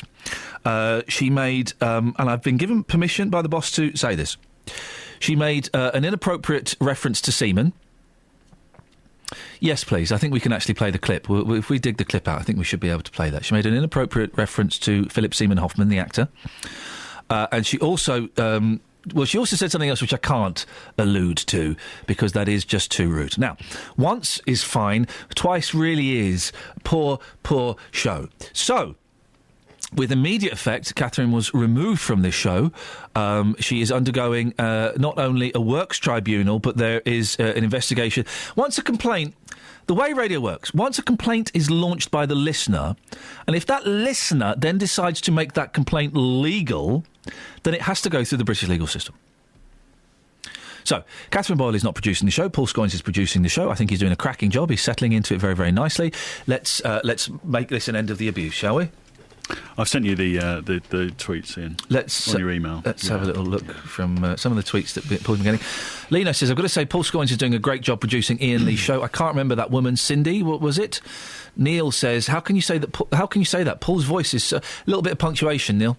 How can you say that? Paul's voice is so dour, and boring, with no sense of fun or humour. Unlike Catherine, get her back, please. Oh, Catherine, says Leno, that was it. Bit cheeky, she's still using 3CR Kate in her Twitter name. Neil says, it's supposed to be a breakfast show to wake up, not send them back to sleep. Show some enthusiasm, it's dull. And Neil finally says, the banter is okay, but you just start enjoying it, then in comes the dour, boring voice of Paul and kills it stone dead, no funny meal. Right, we've answered the questions. Don't know what you're talking about. Oh, mate. We've answered the questions. Let's get on with it. Let's enjoy it. Let's have a great future, guys. Let's win some more awards. Let's do some great radio. And remember, this did happen. Oh, this thing about Philip Seymour Hoffman. You've just got to be so careful when you're working in radio. I think this clip should be sent to all of the local colleges that teach radio, and people should certainly pay attention. Never make a mistake like this. Oh, this thing about Philip Seymour Hoffman. Hope that answers your questions. Let's play one of these. Call 08459 455 555. BBC Three Counties Radio. Joyce is in Leagrave. Morning, Joyce. Hello, I thought you'd forgotten me. Never. Joyce, how could I ever forget you? You're the woman of my dreams. Oh, yes. Oh, yes. Oh, yes. What have you got for us this morning, Joyce? Oh, first of all, I didn't like that first song you played when you first started this morning. Which was the first one this morning? I don't know what it was, but it was very dour. The Rolling Stones? I don't know what it was, but I put it on and I listened to you and you first come on and I thought, oh, that's not for me getting up. Oh, was it a bit dour? Oh, that was XTC. Never mind. Wrapped in grey. Oh, never mind. Going on to the gentleman who was talking about postcards earlier on. Yes. I was down our library at Marsh Road and I wanted some postcards of Luton to send to America because they send lots of things from there and I thought we should do the same, promote Luton. Yeah. Anyway, I only got one postcard. And when I looked at it, Wardown Bridge, the half arch? Yes. Well, that's what struck me, first of all. I thought, well, there's one. That's Wardown Park. Yes. So anyway, I said, have you got any more of those, please? Yeah. So, no, there's only one we've got, and all the rest of it. But anyway, that's not the point. We haven't got enough stuff going on here. Right. And the thing being, when my grandson came up, he lives at Bedford. Where are we going with this? Yeah. And he said, Nanny. Yes. That's not Wardown Park. That's Bedford. Oh. And look, he said, there's me... What? Getting on the punt on the right-hand side, right in the far corner under the bridge, there was this punt and a man with the punt, the boat. Okay. Yeah. Yeah. And this chap was helping them get on the punt with his big stick and everything. He said, look. With and a big stick. And he said, look, and I forget the name he did say, but he knew, your name. There's Iain standing there helping us on the boat. Oh. And so my grandson was on the picture, on the postcard. Isn't that funny? I couldn't believe it. Isn't that funny? It was so lovely, but we must promote Luton more in the nicest possible way. please. Well, there's this story of this naughty woman who's been promoting... Naughty woman there's an understatement. Been promoting terrorism. So it's another Luton link with terrorism. And that's what people focus on, isn't it? Now, we know that Luton's a decent place and there are lots of decent people in there. That's right. But it's these kind of things that... Makes it bad. It gives it bad press, doesn't it? It does. And if they don't like it, please leave the country and zip it up. Go away. Thank you very much indeed. There we go. 08459 455 555. Now, unions have hit out at plans to close 3 schools in Dunstable, claiming there will be a need for more school places in the future. Central Bedfordshire Council meets next month to decide whether to close Brewers Hill, Streetfield and Ashton Middle Schools. It says the schools are no longer financially viable. Well, Warren Kenny is a regional officer for the GMB union, which represents school support staff. Morning, Warren. Good morning, Ian. How can you be so sure that the council have got their projections for school places wrong? Well, we've been making... Sorry, I'll just give you a bit of the background. We've been making representations to the council for at least 6 months. And we've been doing that based on, actually, their own figures. They commissioned a report with the Clinical Commissioning Group, which measures birth rates. They produced this last year, which forecast the demand for pupil places over the next 5 years, which showed a significant increase year on year for demand for those places across all age ranges. We put this to the council at an open meeting at the Grove Theatre in Dunstable, and we also put it to them at the executive in May. These proposals or our arguments to keep the schools open were rejected and dismissed out of hand. The schools themselves put forward what they believe to be credible business cases to keep them open. So we went away from the executive meeting in May and started to have a closer look at the statistics. And we've sourced information from the Department for Education and the schools and the council's own schools organisation plan. And when you start looking at the figures a little closely, what it actually shows is for the next 2 years, their sums do add up. So they would have a credible case to close these schools. What it doesn't seem to show in the wider plans that are being put across by the council is that by 2016, this actually leaves us with a deficit. And because of the increase in pupil demand, we're going to have more demand for places than those that are going to be available in the area. So then why are the council closing them? I think that's a question you're going to have to ask them. I mean, we've put across what we consider to be very credible arguments to keep these open. And when you do look at the wider plans to expand the area, including the North Houghton Regis urban extensions, they're forecasting that there's going to be 2,000 new dwellings built by 2018. And their own school's organisation plan claims that to meet that demand, they're going to have to build 4 new primary schools. It also suggests that by 2032, there's going to be over 6,000 new dwellings built in the area.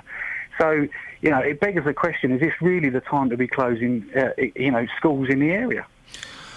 What's planned for when the council meeting takes place? August the 19th, is it? Yeah, that's the next executive. My understanding is that's when, the final say will be put forward by the executive as to whether to close them or not. I know that they've issued statutory consultation notices now, which they're obliged to do.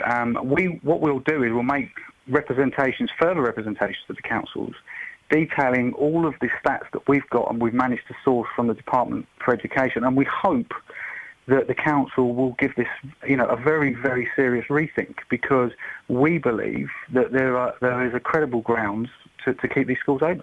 Warren Kenny, thank you very much indeed. It's Warren Kenny, Regional Officer for the GMB Union. Let's go to Mark in Bletchley. Morning, Mark. Good morning, Ian. Mark, what you got for us? I'd just like to say thank you to you and your production team for explaining Catherine Boyle's situation. I think it's pretty sad, really, this day and age. I know you've got rules and regulations, but I did listen to the podcast. I had to listen to it twice to try and pick up, because I've heard worse. But I'm sure that those people were when we're kind of straying into legal territory. I'm sure the situations where you've heard worse, those people lost their jobs. Well, I thought it was a joke, and I couldn't believe it. No. And, you know, I've followed Catherine since the gardening phone-in show. And, Yeah, she's had a long, in inverted commas, career, and it's just a shame that, you know, a slip of the tongue muffed it up for her. And it's a lesson to everyone, isn't it, really? It is. I would still support, as I say, you probably know me, I'm a pretty loyal listener to a lot of radio stations. Local radio is my life at the moment. And I don't like to see people having bad times. You know, people behind the scenes, people that work behind producers and radio engineers and everything. So I just thanks for putting that out anyway, because I couldn't see the faults. I couldn't see it, and I'm not the brightest penny in the pack sometimes. And I thought I can't see it, but anyway, obviously thanks to the management for letting you talk about it. And I suppose we'll just move on and wish Catherine Boyle. 08459 455 555 is the telephone number. Mark, thank you very much indeed. I appreciate your continued support, and we wish, I guess we wish that Catherine learns her lesson. Travel news for beds, cards and bugs. BBC Three Counties Radio. Rather slow moving on the Great North Road at the Black Cat roundabout at the moment on the speed sensors. The M25 heading anti-clockwise, rather slow moving between junction 17 at Maple Cross and junction 16 for the M40. In Boreham Wood, it's looking very heavy at the moment on camera on the Barnet bypass. Heading southbound between Stirling Way and Mill Hill Circus. Also quite heavy on Great Cambridge Road between Bullsmore Lane and Southbury Road. So far, taking a look at the trains, and there is minor delays on the Metropolitan line between Harrow on the Hill and Watford. That's due to an earlier signal failure. Nicola Richards, BBC Three Counties Radio. Thank you very much. Across beds, hearts and bugs. This is BBC Three Counties Radio. Whoa! Who put the wrong beds in there? That freaked me out a bit. Who put the wrong beds in there, Kelly? She's on the phone. She's dealing with them. Kelly's avoiding the fact that she told me to press stop, and that then took us into the wrong news break, guys. Don't worry, I can fix this. Hang on a second. We've done that. No, hang on. Travel news for beds, cards and bugs. BBC Three Counties Radio. Okay, so we can stop that, and then we get... Hang on. Erotic party operations. Boom, boom, boom, boom, boom, boom, boom, boom, boom. Boom, boom, boom, boom, boom, boom, boom, boom, boom. If you hear a whisper, if you hear a whisper, give us a shout. Oh, hang on a minute. 525,600 minutes. Hang on. One of them came up against me, I couldn't touch it. I'd like to sacrifice you. Do you like Lady Gaga? Hang on. Yeah, we've got a green food bin, I think. The fact I'm saying I think shows how important it is in my life. Hang on. If you hear a whisper, give us a shout. Got it. 7:48. A little bit of computer problems there, excuse me. We managed to sort it out. These are your headlines. The emergency services in Milton Keynes are urging people not to swim at the Blue Lagoon in Bletchley, but these warnings are being ignored despite 2 incidents there in the last week. A Muslim woman from Luton is facing jail after admitting posting messages on Facebook encouraging terrorism in Syria. And in sport, Hertfordshire sprinter Jodie Williams won a silver medal at the Commonwealth Games last night. Let's get the weather. Here's Georgina. Beds, Hearts and Bucks weather. BBC Three Counties Radio. Good morning. We've got a few showers around today, but they're quite isolated, so we won't all see them. But there could be some heavy ones in there, but also sunny spells. It does start to cloud over a little this afternoon, though, and we've got a bit of a breeze, a southerly breeze today, with temperatures reaching 24 degrees Celsius. Tonight, we've got rain coming up from the continent. That could be fairly heavy, quite thundery as well. Temperatures down to 15 degrees Celsius, so it's another warm one. And tomorrow, showers on and off through the day. Again, some heavier ones within those. Starting to clear later on, though, and there are some sunny spells in between, so it's not all bad news. By the evening, it could be quite pleasant, really, with temperatures up to 23 degrees Celsius. And on Sunday, it's all cleared, so we've got a fine, largely dry day with sunny spells. Monday, sunshine with just a couple of showers, and then heavier showers again on Tuesday. That's your latest forecast.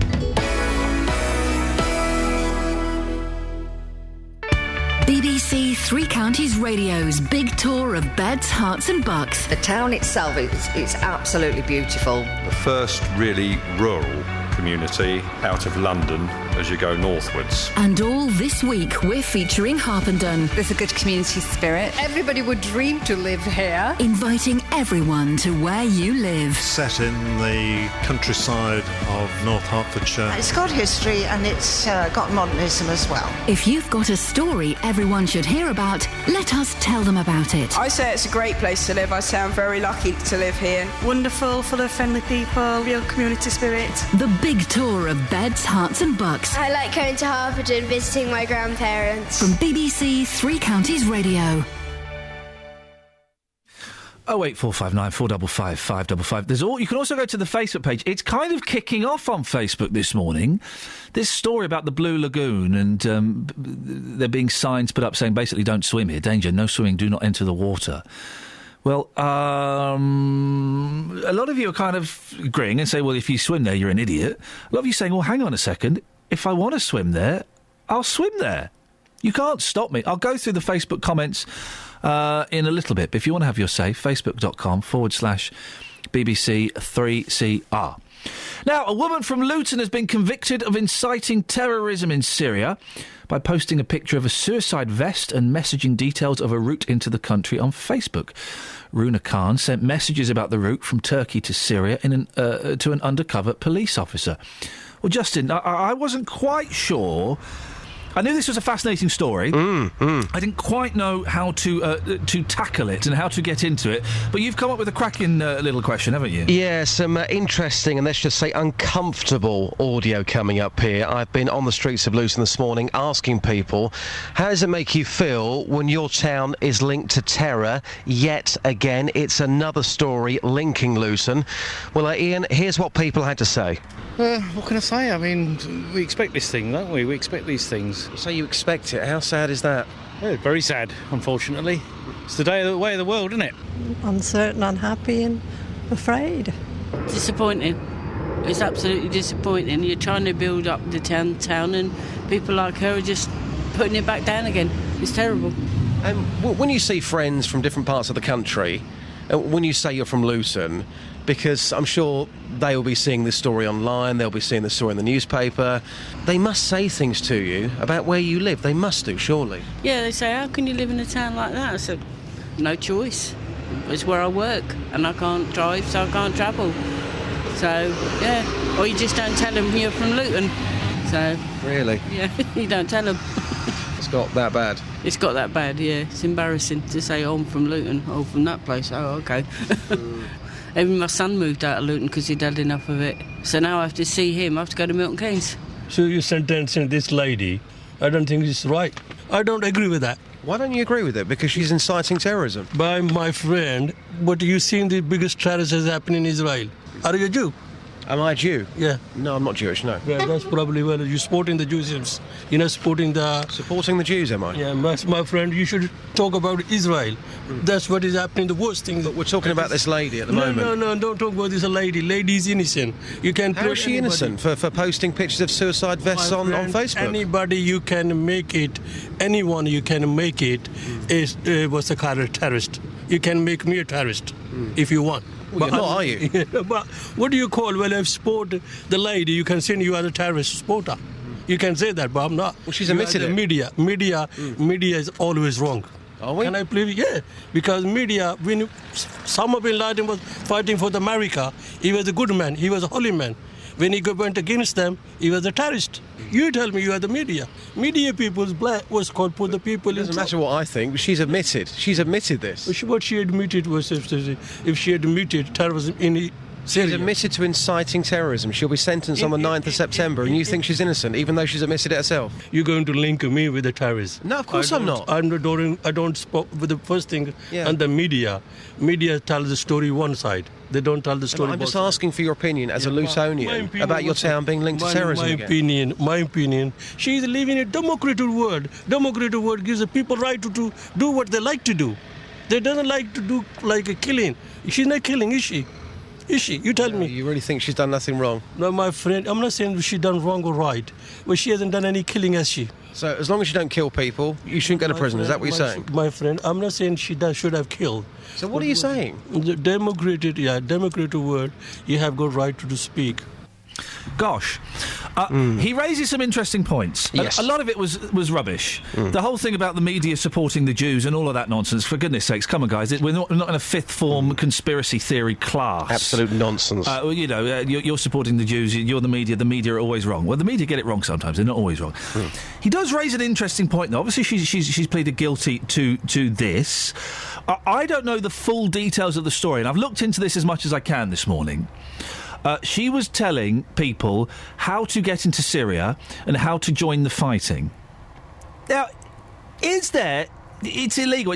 That's been made illegal. But is there ethically anything wrong with that? If people, and I've said this on the show before, if people believe in a cause so much they are prepared to go and fight for it, that's not necessarily a bad thing. There have been examples in history that the Spanish Civil War, that the French, during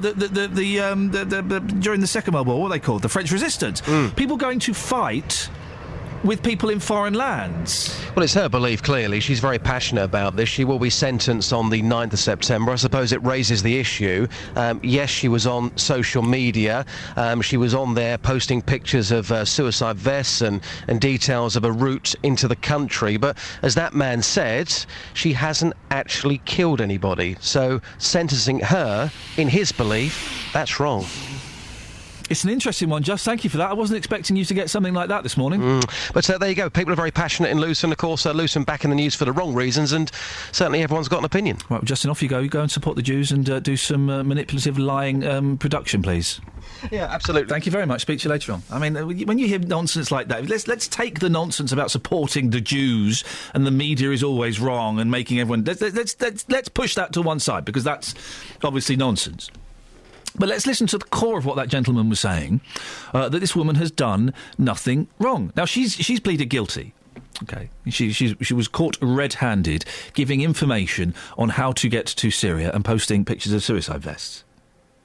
Not particularly nice image. But we've had this conversation before, and I guess we keep coming back to it. If someone believes in something so much that they want to go abroad and fight for that belief... I personally don't necessarily see anything wrong with that. As long as they then don't come over and, having been radicalised, I don't actually know what that means, but then don't come over and then start shooting and blowing up people in this country. If they are going to fight in a war on a side that they believe is just... Hey, remember about 3 months ago when David Cameron, the Prime Minister, wanted us to go and drop bombs on Syria and Assad? And he was the enemy, and he wanted us to go and fight Assad. So why do we criminalise people that also want to go and fight Assad? It's really confusing, and I can't quite get my head around it completely. Isn't the world an unpleasant place at the moment? Isn't it just? 08459 455 555. Do you think what this woman has done is wrong? Is she a criminal? Let's throw it out like that. Woman has posted suggestions and tips of and a route of how to get to Syria to fight, and given the names of various organisations that you might want to join if you wish to go and fight. Is she a criminal? Isn't she just doing what David Cameron wanted to do a few months ago and was voted down? 08459 455 555. Travel news for beds, cards and bugs. BBC Three Counties Radio. The M25 heading anti-clockwise, rather slow moving on the speed sensors between junction 17 at Maple Cross and junction 16 for the M40. In Watford, it's looking rather slow on Exchange Road, just around Upton Road on the sensors at the moment. And checking on the camera, the Barnet bypass heading southbound, rather slow moving between Stirling Corner and Mill Hill Circus. And also looking rather heavy in Enfield on the A10, the Great Cambridge Road, between Bullsmore Lane and Southbury Road. So far, taking a look at the trains, a minor delays on the Metropolitan line between Harrow on the Hill and Watford. Nicola Richards, BBC Three Counties Radio. Just had a tweet. Our own government wanted to go to war in Syria, but now people are going to prison for going to war in Syria. It's sickening. I bet you don't read that out because your mouth is full of what? Oh, dearie me. Local and vocal across beds, hearts and bucks. This is BBC Three Counties Radio.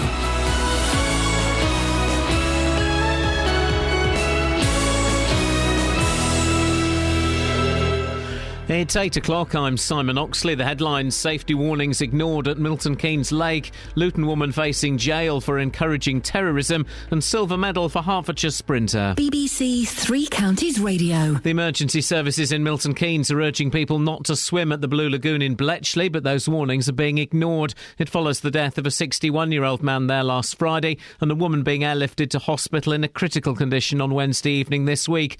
Also last week, a teenage boy drowned in a quarry lake at Clophill in Bedfordshire. Lynn Roper from the Outdoor Swimming Society says the cold water can suddenly affect the body. You might then suddenly realise you're in trouble because you've swum quite a long way and you can't get back. And that's a real danger, and you can drown quite quickly, even if you're a strong swimmer, if you, say, swum across a quarry. So we would advocate really staying near the sides unless you really know what you're doing and you're acclimatised to the cold. A Muslim woman from Luton is facing jail after admitting posting messages on Facebook encouraging terrorism in Syria. 34-year-old mother of 6, Runa Khan from Maple Road West in the town, posted a picture of a suicide vest on the social networking site and details of a route into Syria. She pleaded guilty to 4 charges at Kingston Crown Court yesterday and was told by the judge she faces a substantial custodial sentence. Mixed views on the streets of Luton this morning. It's absolutely disappointing. You're trying to build up the town and people like her are just putting it back down again. You should talk about Israel. That's what is happening, the worst thing. But we're talking about this lady at the moment. No, don't talk about this lady. Lady is innocent. She's not killing, is she? A 72-hour humanitarian ceasefire between Israel and Hamas has begun in Gaza. The pause in hostilities follows 24 days of fighting in which almost 1,500 people have died. A teenage boy will be sentenced today for the rape of a 14-year-old girl in Luton. The boy, who cannot be named for legal reasons, attacked the girl at Lucy Park in January. He's already pleaded guilty to rape and grievous bodily harm with intent. David Cameron has announced an investment of £300 million in public and private funding for a genetic research project which aims to revolutionise the treatment of cancer and other diseases. The plan is to create 100,000 complete genetic profiles over the next 4 years by mapping DNA from patients and some of their relatives. In sport, Hertfordshire sprinter Jodie Williams won a silver medal at the Commonwealth Games last night. The 20-year-old from Welwyn Garden City was second in the 200 metres, with England teammate Bianca Williams third. We beat the Jamaicans, so that's a massive thing. People are always so quick to write off the women sprinters, and I think we kind of come out here and started to show that we can perform on this kind of stage, and it was such a strong field, so I think it's a sign of good things to come. And Hemel Hempstead gymnast Max Whitlock bids for another medal today on the parallel bars. He already has 3 golds and 1 silver. The weather: dry and sunny this morning, cloudier this afternoon with a chance of a shower, a maximum temperature 25 degrees Celsius. And you can get the latest news and sport online at bbc.co.uk/3 counties. BBC Three Counties Radio's big tour of beds, hearts and bucks. There's a good community spirit. It's quite a big town, so it's not like a little village. It's all about where you live. Wonderful, full of friendly people, real community spirit. And all this week, we're featuring Harpenden. I don't think there's any particular part that I really dislike. Harpenden is a really friendly community and town. The big tour of beds, hearts and bucks. BBC Three Counties Radio.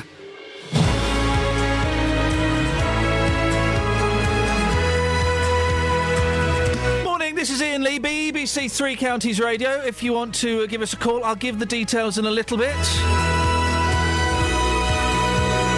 We're talking about swimming in public places. There are some people that want to ban it. There's some people saying, oh, come on, guys, grow up. It's swimming in public places. We've gone a little bit health and safety bonkers. You can give us a call on that. The thing I really want to talk about is this Runa Khan. She's the lady who's been pleaded guilty to terrorism offences. It's a fascinating story. From what I can read, I can't quite work out what she's done wrong. 08459 455 555. Across beds, hearts and bucks. This is BBC Three Counties Radio. Let's have a little look at this, shall we? By the way, if you missed the last 10 minutes of the show, you missed cracking vox from Justin talking to people. Luton, this is from the BBC website. Luton woman Runa Khan amidst Facebook Syria terror posts. Let me read some of this. Bear with me. Indulge me. A woman has admitted inciting terrorism in Syria by posting a picture of a suicide vest and messaging details of a route into the country on Facebook. Kingston Crown Court heard Runa Khan, 34, of Luton, sent messages about the route from Turkey to Syria to an undercover police officer. It's not illegal. It's not illegal, Paul, is it, to go to Syria? Is it? It's not illegal to go to Syria. We have a Syrian friend whose family occasionally go to Syria. Yes. So that bit's not illegal. It's not. No. OK, all right. I just want to try and work this out. She pleaded guilty to 4 charges of disseminating terrorist publications between July and September 2013. She's due to be sentenced on 9th September. I suspect that's a key part. I wish that went into a little bit more detail. The court heard the mother of 6 posted a picture on Facebook of a suicide vest with the words, "Sacrifice your life to be in Islam." The court was told in September she posted, "Sisters, if you love your sons, husbands and brothers, prove it by sending them to fight for Allah. Don't you want them to enter Jannah? Don't you want them to prepare for your palace in Jannah?" I'm assuming that's heaven. The next day she posted, "Sisters' role in jihad off the battlefield." Hearing was also told on the 13th of September, Khan sent messages to an undercover officer describing a path into war-torn Syria and the name of a group in the country to join. I'm trying to get my head around it, and I can't quite. She pleaded guilty at Woolwich Crown Court to engaging in preparation of terrorism acts. She's been granted bail with the condition she don't use Facebook. All right, well, fair enough. You don't use Facebook. That's easily avoidable. I've got some details here about what incitement to commit terrorism in the UK actually involves. Yep. And it's, according to the Terrorism Act, it says that the action must be designed to influence government or to intimidate the public or section of the public. The action must be made for the purpose of advancing a political, religious or ideological cause, which you could argue, indeed, that was. Say that, read that again. The action must be made for the purpose of advancing a political, religious or ideological cause. That's war. That's war. And what is happening in Syria is a civil war of advancing a political cause in as much as they want to overthrow the corrupt regime of Assad. The other possible prosecution for incitement of terrorism is incitement to commit an offence overseas. It's quite a specific area. Well, this says a woman is admitted in inciting terrorism in Syria. A person incites another person to commit an act of terrorism wholly or partly outside the United Kingdom. The motives discussed that we just talked about there must be present. Thank you, Paul. Then you get into the definition of what is terrorism. It's a confusing one. From what little I've seen from these few paragraphs on the BBC website, I can't quite work out what this woman has done wrong. If she is telling people how they can go and fight for something they believe in, and if she's kind of using it, using the religious language to make that point, I don't quite buy into that, but some people do. But if she's telling people to, hey, listen, if you believe in this and you want to go and fight, then this is how you do it. Is that really a crime, or am I being naive here? 08459 455 555. I need your help on this one to kind of explain it to me and to help me get my head around this. From what I've read, she's a little bit naive. She's been quite forthright in her language, but I can't quite work out where the criminal offence is in this. 08459 455 555 is the telephone number. If you could give us a call on that, please, and let me know. She's been naive, yeah. She's put it on Facebook, right? OK. As long as she's not saying, hey, go over to Syria, learn how to use bombs and guns, and then come back and blow people up in Luton. As long as she's not saying that, then I don't think necessarily there's a problem with it. Or is that me being too naive? 08459 455 555. Call 08459 455 555. BBC Three Counties Radio. People in Milton Keynes are continuing to ignore warning signs by repeatedly swimming in the Blue Lagoon in Bletchley. In fact, council staff have been abused when handing out warning leaflets. It follows the death of a 61-year-old man at the site, and on Wednesday afternoon, a woman in her 20s was airlifted to hospital. Her condition is critical. Well, the leader of Milton Keynes Council, Peter Marland, joins you on the line now. Morning, Peter. Morning. People are ignoring the signs. Why is that, do you think? I generally think that people don't think that it can happen to them and that they're invincible. I think, people never think they're going to be a statistic, do they? We spoke to a woman from the Outdoor Swimming Association earlier on who thinks that there is a lot of scaremongering around this, and that as long as you follow some basic principles and you are a strong enough swimmer, there is nothing wrong with swimming in public water. Well, there is never a safe way to swim in open water, particularly the Blue Lagoon. You know, I think people that get in the water when it's 30 degrees temperature and the water can be down at sort of 1 degree, 2 degrees, your body just can't take that sort of shock. It's never safe. You know, there's things under the water and we can't keep you safe. So are you saying that there should be an outright ban on people swimming in public waters? What I'm saying is that there's clearly been 2 incidents in this open water in the past week. I think there's been 7 across the region. We cannot keep you safe in open water, and it's absolutely insensible that people should swim in this water and that anybody should give advice.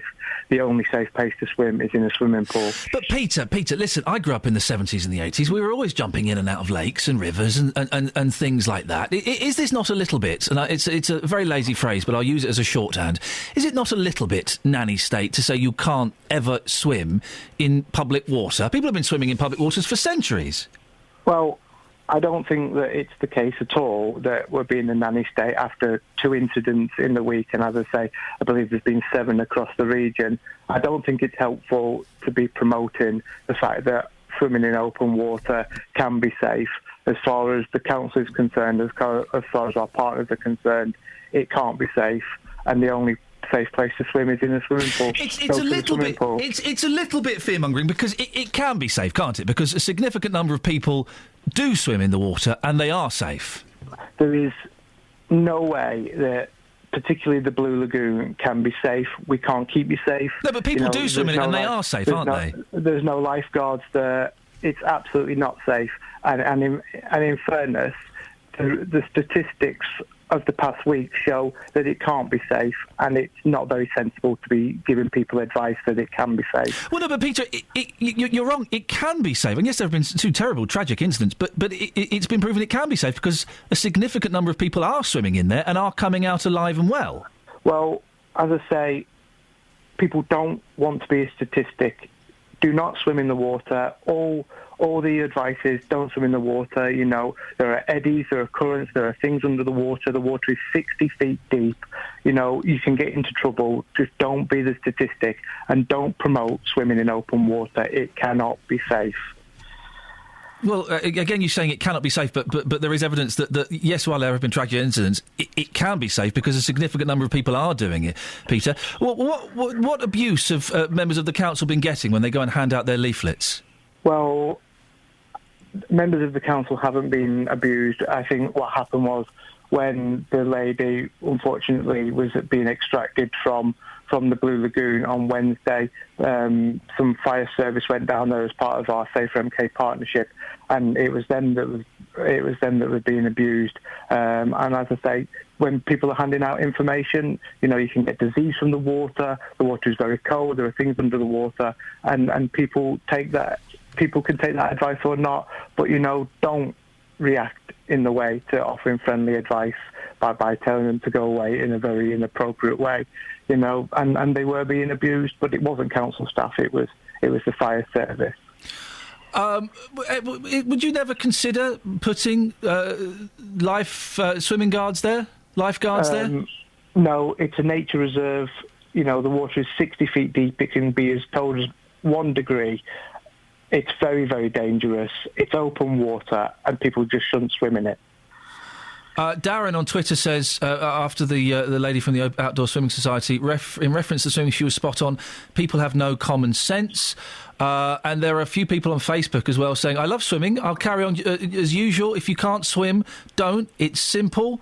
And a few other people saying that if they want to swim, that they'll carry on and ignore your signs. What would you say to them, apart from don't swim?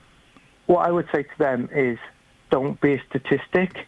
People don't think it can happen to them. Yeah. It can happen to them. You know, the spread of people over the past week who have got into difficulties clearly shows that no matter how good a swimmer you are, no matter how much you think it won't happen to you, it can happen to you.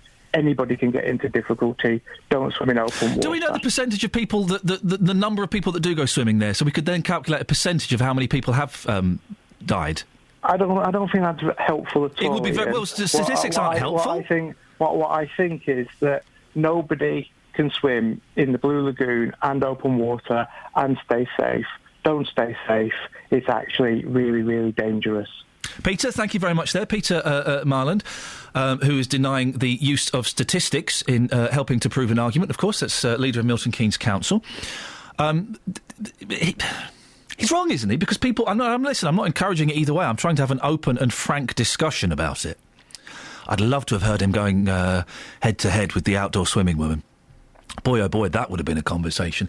But people have been... I wouldn't go and do it, but people have been safe swimming in open water.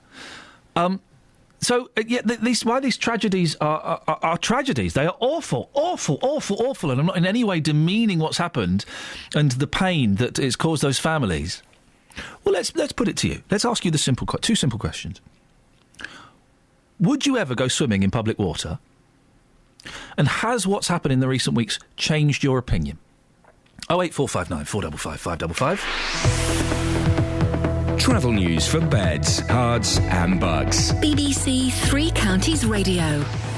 The M1 Luton Spur looking a little bit busy in patches between junction 10A for the Kidneywood roundabouts and junction 10 for Luton Airport as those major roadworks are continuing there. In Enfield, the A10, the Great Cambridge Road, that's looking heavy on camera, heading southbound between Bullsmore Lane and Southbury Road. It's easing off a bit now on the M25, heading anti-clockwise between junction 17 at Maple Cross and junction 16 for the M40. Taking a look at the trains, there's minor delays at the moment on the Metropolitan line between Harrow on the Hill and Watford. That's due to a signal failure. Nicola Richards, BBC Three Counties Radio. Thank you very much. 8:17. It is Friday the 1st of August. I'm Iain Lee. These are your headlines on BBC Three Counties Radio. The emergency services in Milton Keynes are urging people not to swim at the Blue Lagoon in Bletchley, but those warnings are being ignored despite 2 incidents there in the last week. A Muslim woman from Luton is facing jail after posting messages on Facebook encouraging terrorism in Syria. And in sport, Hertfordshire sprinter Jodie Williams won a silver medal at the Commonwealth Games. BBC Three Counties Radio.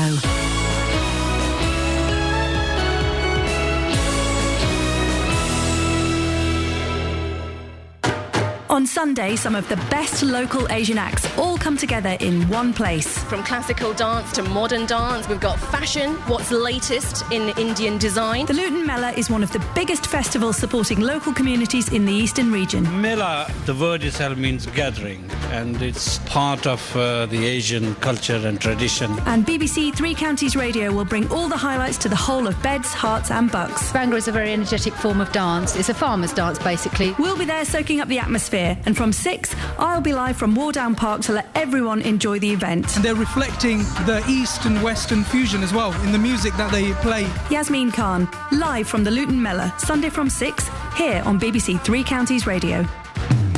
Call 08459 455 555. BBC Three Counties Radio.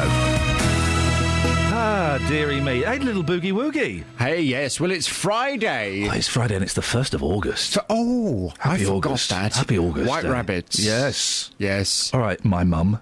I'm hoping this nice weather's going to continue into August. I was chatting last night. We were all saying, isn't it just lovely at the moment? No, it's too hot. Oh, God, I knew you'd have It's too hot.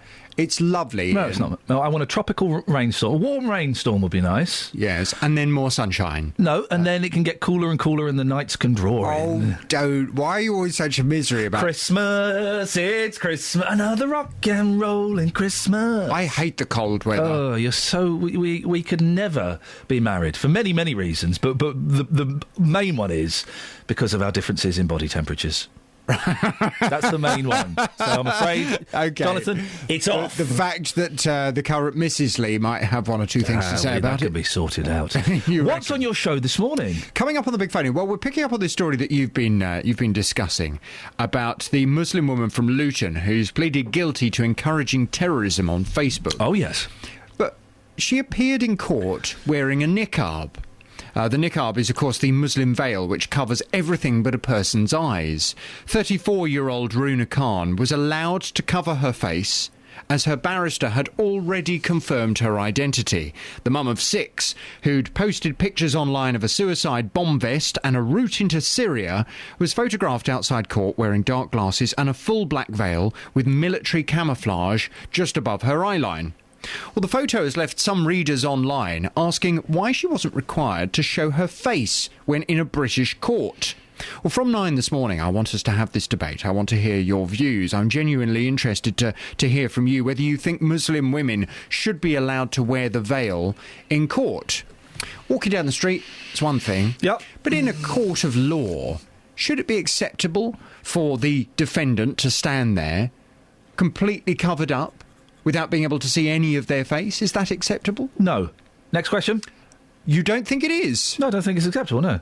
That surprised you, didn't it? It did surprise me. No, I don't think it is. The face is an important... When you are reading people to find out if they're telling the truth or not, it's important to see their full facial expressions, of course. Even if you already know that person is the person that's being charged, even if it is not relevant to the case itself, because she wasn't giving evidence, she'd already pleaded guilty, she was just standing there, and she was having the obviously her sentence read to her. Yeah. If there's a real problem, erect a screen. You get screens in courts, don't you, sometimes? If the victim doesn't want to see the perpetrator, get a screen so that the judge and any other relevant people can see the face, but the rest of the room can't. So you'd say the same if it was a Muslim woman who wore the veil, who was up for some kind of driving offence? Yeah. Shouldn't be allowed to wear it? No. Oh, gosh. Well, I think this discussion is going to be interesting from 9 this morning. You, there, didn't you I? have. I thought you'd be defending. No? The court of law, I think, is different from any other environment, and I think there are certain things that have to be respected there. Well, coming up from 9 this morning on the Big Phone In, should Muslim women be allowed to wear the veil in court? I'd like to hear from you. 08459 455 555. Call 08459 455 555. BBC Three Counties Radio. 08459 455 555. Craig's in Milton Keynes. Morning, Craig. Morning, Ian. What have you got for us? I would like to talk to you about the swimming. The swimming? Yeah. Yeah. I ran into difficulty many moons ago in the lake. And background on me, I'm a national swimmer. I swam at national level for Scotland many years ago. Yeah. And I'm a powerful swimmer, I'm confident in my abilities, but even when I swam in a lake, or a loch as it was in Scotland, ran into difficulties, and it was purely on the basis of the change of temperature. My body went into shock, and I lost almost the full ability of my limbs. It was just the fact that I did not panic, that I managed to get myself into safety again. Now, for somebody who can swim and is very good at it, I ran into difficulty. It means that anyone can suffer. You put yourself at risk when you swim in waters that's unknown. It's as simple as that. You do put yourself at risk, of course. May I suggest that a loch in Scotland might be a little bit chillier than some water here? Would that be fair? Yeah, but the point being is, when you're swimming on the surface of the water, the surface of the water is more or less the same temperature as it is in a loch, as it is in a lake. It's more or less the same. I wish that the gentleman from Milton Keynes Council had been on at the same time as the lady from the Open Water Society. I would have paid top dollar to have heard him speaking to Lynn Roper, because she swims in open water safely and successfully. So what's she doing differently then? What's she doing right? I think it could be that she is being cautious. She is basically staying on the surface and close to the shore. And she is basically... You can actually, from the shore, see the currents and how the water flows. You can see the ripples and the effect on the water. You can see currents, how they flow through the water. If you do that, you actually help give yourself a better chance. If you swim into a current that's got a different change in the temperature, that's when it hits you. Yeah. And listen, Peter Marland from Milton Keynes Council there, I think he went away with the impression I am saying, hey, everybody, jump into the nearest lock and the nearest pond. I'm not in the slightest at all. I wouldn't do it. All I'm saying is, hey, can we have a debate about this, please? Can we ask questions? Because people do it, so let's find out why they're doing it. And you make the good point. That lady is probably very, very sensible. She doesn't go too far out. I would imagine that she makes sure she's got someone with her, and she takes sensible precautions. Yes. And that's... But even still, she's still putting herself at risk. Of course. Because all things being equal, you're going into waters that's unknown, and therefore you do not know what's below it. You can get... From one day to the next, the bottom can change. Craig, you're absolutely right. And I just want to clarify this, because I think that Mr. Marlin may have gone away slightly confused, and hopefully I can clarify it. I'm not in any way saying, hey, guys, let's all go to the Blue Lagoon and jump in. See you there for skinny dipping at midnight. I'm not saying that in the slightest. I certainly wouldn't do it. Certainly wouldn't let my boys go and do it. And if parents are letting 8-year-olds go and do it, well, then that is ridiculous. But people are doing it, despite the fact that there have been deaths. So, we can have the conversation as to why those people are doing it, and why those people are... how are those people doing it successfully, and why are they doing it? 08459 455 555 is the telephone number. Martin's in Luton. Morning, Martin. Good morning. What do you reckon? Good morning, yeah. Going back a few years, I had a friend, and he was into deep-sea diving, and basically... he said to me, do you want to come over to the Blue Lagoon with me? He said, and I'll take you diving. So I said, sure, yeah. We went and hired all the equipment. We had all the proper gear from the local shop. We went over there, and I went in, and virtually, as I went away from, just a few feet away from the shore, the actual drop was incredible. Yeah. We went down, and I went down with him. He sort of held on to me because I weren't a diver. And there's boats and God knows what in the bottom. Anyway, I was only in there about 3 or 4 minutes, and I looked up, and I had to come back up and get out. I was scared to death. What were you scared of, Martin? Why was it so scary? It was the actual depth. Right. It's just so far down. It's beyond belief when you look up. I mean, if people want to swim in there, I mean, I don't know if it's the same all the way round from the bank, but where we went in, it was a virtual straight drop, just as soon as you got into the water. If there are areas where it's banked, like, I don't know, like the sea, for instance, where you walk out onto the sand, then them areas need to be flagged off so that people can go in and swim. Confidently. I've had a tweet here, and this has really opened up quite an interesting debate. We spoke to Peter Marlin from Milton Keynes, and someone has just tweeted me, Peter was saying don't swim in open water. The sea is open water. Is he saying you can't swim in the sea? Well, this is it. The difference is that, as I say, when you go into the sea, it's banked, isn't it? You don't have a straight drop. It depends. Some coasts, it's banked a bit, then there is a significant drop. Suddenly, you know, you're up to your waist, and then suddenly you're over your head. You know, there can be a drop once you get a little bit out. Yeah, true. But, I mean, that's in places like... And people drown in the sea, even though there are lifeguards there. Should we never go swimming in the sea? I don't particularly... I flipping hate swimming in the sea. It's a horrible thing to do. But we can't ban that, can we? No, indeed, no.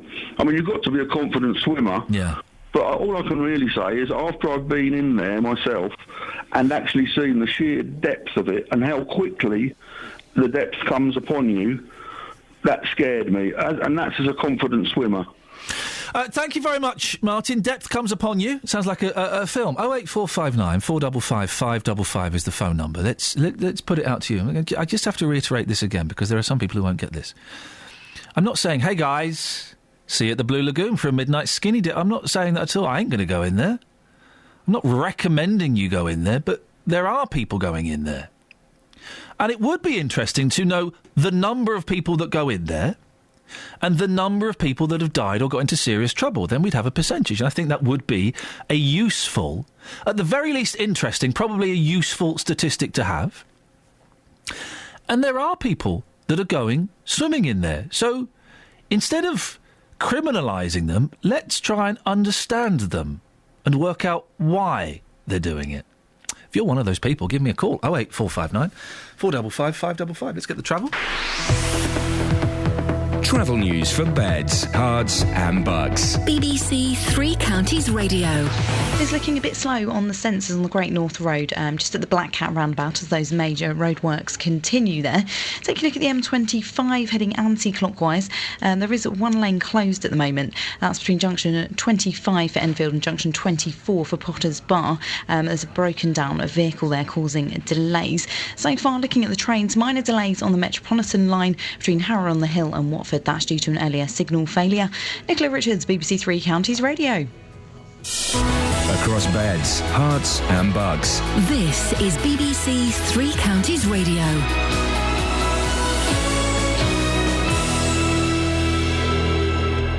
It's 8:30, I'm Simon Oxley. The emergency services in Milton Keynes have been abused after urging people not to swim at the Blue Lagoon in Bletchley after 2 incidents there in the last week. A 61-year-old man died there last Friday. A woman was airlifted to hospital in a critical condition on Wednesday evening this week. A Muslim woman from Luton is facing jail after admitting posting messages on Facebook encouraging terrorism in Syria. 34-year-old Runa Khan from Maple Road West in the town posted a picture of a suicide vest on the social networking site and details of a route into Syria. And a 72-hour humanitarian ceasefire between Israel and Hamas is underway in Gaza. Three Counties Sports. BBC Three Counties Radio. Hertfordshire sprinter Jodie Williams won a silver medal at the Commonwealth Games last night. The 20-year-old from Welwyn Garden City was second in the 200 metres in a personal best time, which put her second on the UK all-time list. I'm just amazed at the moment. I'm kind of in a big world of shock.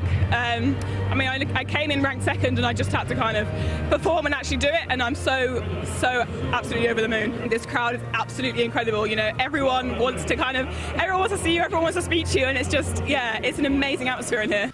And Hemel Hempstead gymnast Max Whitlock took his tally to 4 medals, 3 gold and 1 silver, with victory on the floor and second place in the pommel horse. He bids for another medal today in the parallel bars. Also today, Usain Bolt is due to make his first appearance in the relay heats, and Tom Daley is in the synchronised diving.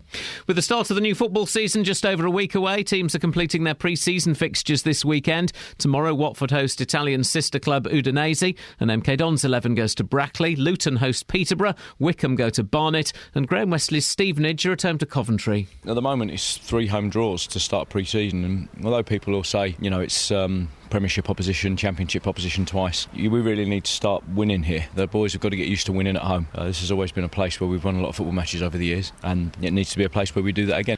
And after helping England to victory over India in the third test, pace bowler James Anderson faces a disciplinary hearing today over his alleged clash with India's Ravindra Jadeja during the first test. Anderson faces a maximum 4-test ban if found guilty. BBC Three Counties News and Sport. The next full bulletin is at 9. Call 08459 455 555. BBC Three Counties Radio. 2 things. You can call in, by the way, about anything you want. That's how this works here, for goodness sakes. If you don't know that by now, then you will never know that. Yeah. So 2 things that we're talking about, really. The swimming in open waters, public waters, open waters. I'm not quite sure what we call them, but basically, a few serious incidents, including death. A couple of deaths in the local region. So do we ban swimming in open waters? Really? Is that the way forward? People are doing it. The Blue Lagoon, where people have died, people are doing it. So let's find out why they're doing it. Let's ask. This has divided you a lot. Let me just read some from Facebook pages. Some saying we should outlaw it and these people are idiots. Some saying, hang on, do what you want to do. Let me get a couple of these comments here. Trudy says there are too many idiots who just don't understand. Dick Turpin says anyone who swims in there is an idiot. It clearly says no swimming. You'll always get the daredevils who think it won't happen to them, says Jill. Relo says those signs are useless. The people that died clearly could not swim. If people got hurt here and now, they sent let you swim, then you might as well put sign up on beaches because more people die there. If you can't swim, then don't. Martin, 2 incidents out of how many hundreds of people swimming there a year? Maybe the council could put some floating pontoons around the middle so if people get tired, they can stop for a rest. Howard, thousands of people swim in open water. It's called the sea.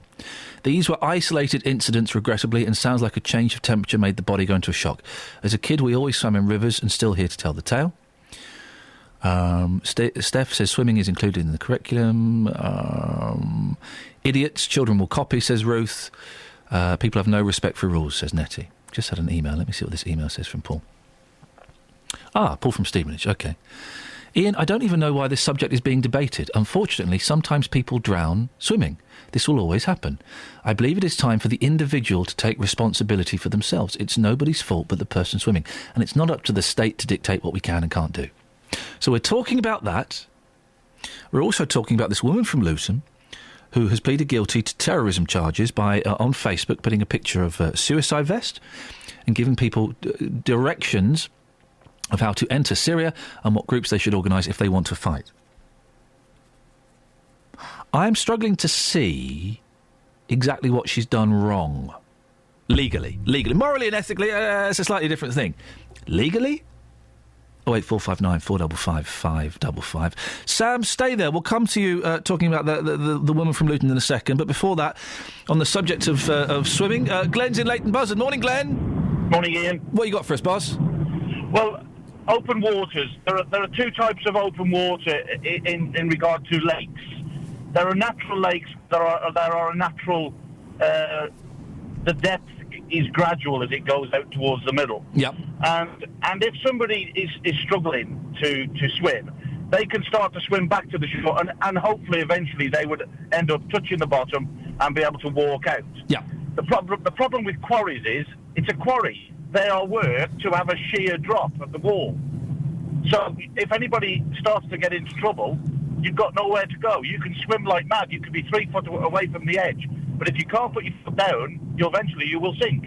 So yes, the Blue Lagoon and anything like that is dangerous and should be cordoned off to prevent this happening. But a normal lake, where people go fishing and stuff, and I've done it, is fine because they're no more than about 6 foot deep. The thing with the Blue Lagoon is it's massive, so it would, if you cordoned it off, people would still get through there and people would still do it. If it's so dangerous there, Glenn, and people have died, why do you think people are still swimming there? Is it because they're idiots and they don't know how dangerous it is? What is it?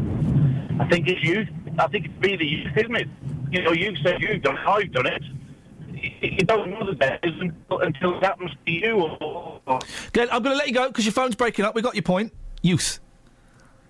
It's interesting, isn't it? And if we go back to what Peter Marlin said from Milton Keynes Council, then you wouldn't be able to swim in rivers and in lakes because he doesn't want any swimming in open water. 08459 455 555. It's confusing, this one. I'm trying to get my head around it. Open water is the sea. So what, you're saying you can't swim in the sea? Lakes are safer to swim in than quarry pits. Of course they are. And is it not about being sensible? You know your strengths, you know your weaknesses, and you make sure that there's someone there with you, and if you're struggling, you get back. I don't know. 08459 455 555. Right, on the subject of Runa Khan, Sue's in Welling. Morning, Sue. Good morning. Sue, what have you got for us today?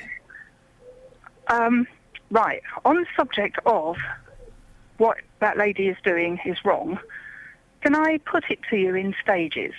Yes. What I would like to say is the law in Britain is black and white. Either applies or it doesn't. So whether it's got one law applies to everyone. So that you understand that, don't you? That it's not, you can't just say, well, it doesn't apply to me. But if I was to say, this is horrible, but if I was to say to somebody that I knew hated you, oh, I know where he lives, and I can tell you how to break his door down, and you can go round and kill his kids and his wife and him, or you did the same to me, that would be wrong, wouldn't it? That would be wrong, Sue, yes. That would be wrong. To enable somebody to do something like that is wrong. If it's, you can understand when it's your children or your, Yeah. I can see where you're going with this analogy. It's not working, but carry on. It's not working. It'd be the same if it was my family in the Isle of Wight. What's that got to do with people? What's that got to do with telling people how to get into a country that's having a civil war? just because it's somewhere abroad, it doesn't make it right. No, but it's not. If I encourage somebody, say I knew somebody was drunk and they were just like wrong. Let's not have any more analogies because I don't get them. No, but what you're comparing, the two things, apples and lemons. This woman, Runa Khan, was not saying, hey, there's a guy in Syria and if I'll give you his address and you can go around and kill his wife and children. What Runa Khan is saying is there's a war going on. There's lots of guys in Syria. Sorry? What she's saying is there's lots of guys in Syria. There are lots of guys in Syria, yes. Syrians. Yeah, how to go and join in. You have to go around and kill them. That's what she's saying. The point is, it's not Xbox that you can just say, "Or go and kill them." It doesn't matter because they're just pixelated. These are human beings that she's encouraging somebody to kill. Well, it's a war. She is in, and I don't know. It doesn't matter, does it? If it's wrong for somebody to kill your kids, it's wrong for somebody to kill Syrian kids. What about Syrian adults? Well, hang on. She's not like Sue. She's not saying go over there and kill Syrian kids. I don't quite know how you've extrapolated that from the limited information that we have. David Cameron, 3 months ago, of course it happens. It's war, and it's terrible. 3 months ago, David Cameron wanted us to go to war with Syria and wanted us to. He was voted down because it's wrong. Well, no. He was voted down, Sue. He was voted down not because it's wrong. He was voted down because people thought, A, we couldn't afford it, and B, that no one would ever get voted in again because people are tired of war. But your Prime Minister wanted to go and drop bombs on Assad. He is considered to be our enemy. So why is it different? If people believe so strongly in this war, why should they not be allowed to go and fight in a war?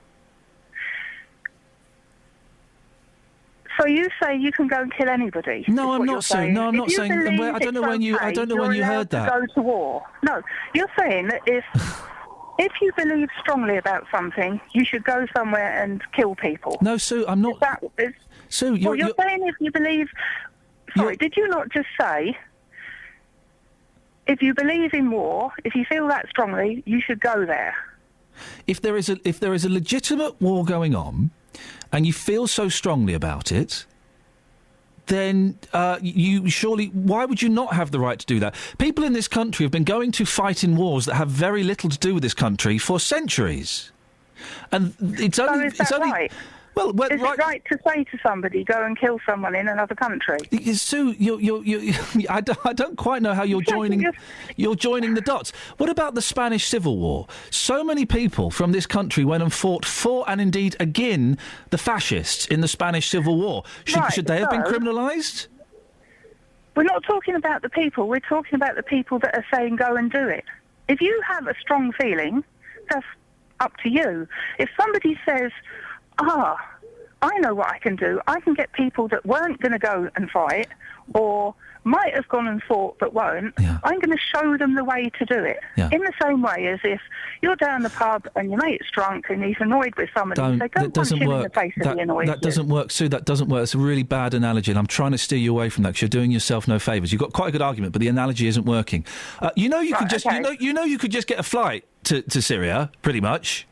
You know, Syria's not completely closed off. You can go, and there are parts of Syria that are actually all right, where there isn't any fighting going on. There are normal cities and towns. So these people, if they want to do it, they'll just book a flight to Syria. This is true. Thank you. Sam's in Luton. Morning, Sam. All right, Ian, how you doing? I'm all right, mate. That's good. This woman you're just speaking to, she doesn't know what she's talking about. Well, Sue may still be there. Sue, are you there?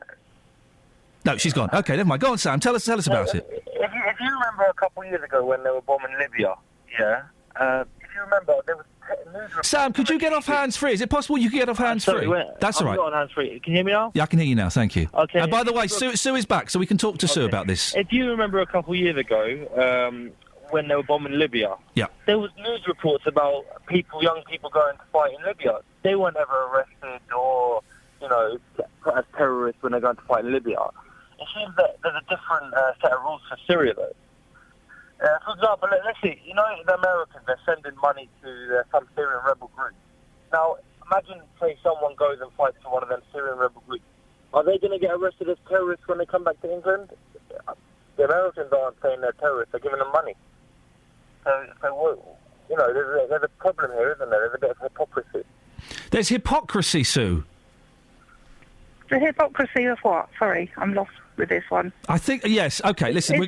You're arguing whether it's right. People are going to go anyway, aren't they? Some people are going to go anyway. Yes. Some people are not going to go. Some people are going to say, "Oh, I think I should go, but I'm not quite sure how to go about it." Do you really think a Facebook page is going to tip people over the edge to decide whether they're going to go and fight in Syria? That they may be undecided, I'm not sure. Hey, there's a Facebook page. You know what? I'm going to like this and I'm going to go. No, I think I might go, but I'm not quite sure how to do it, so I'm going to look for a website that shows me how to do it. Yeah. If I can't find a website, then it's a bit more difficult and I might not do it. But if I can find a website that's going to say to me over and over and over again, yes, you should do it, go and do it, go and do it. And I'm that sort of gullible person. Yeah. Perhaps not gullible, but Sue, I've just typed in emotional person. I've just typed in how to get to Syria, right? How to get to Syria. 191 million results have just popped up on my screen. Do we go and prosecute all of those people? Your silence speaks volumes. Thank you very much indeed. Travel news for beds, cards and bugs. BBC Three Counties Radio. The M25 heading anti-clockwise. There's one lane closed at the moment between junction 25 for Enfield and junction 24 for Potters Bar. That's due to a broken down car there. Also delays on the A10, the Great Cambridge Road heading southbound between Bullsmore Lane and Southbury Road. In St Albans, St Peter's Street at the moment is closed for roadworks between the High Street and Catherine Street. So do expect delays there. Take a look at the North Orbital Road. Heavy moving at the moment just around junction 21A at the roundabout.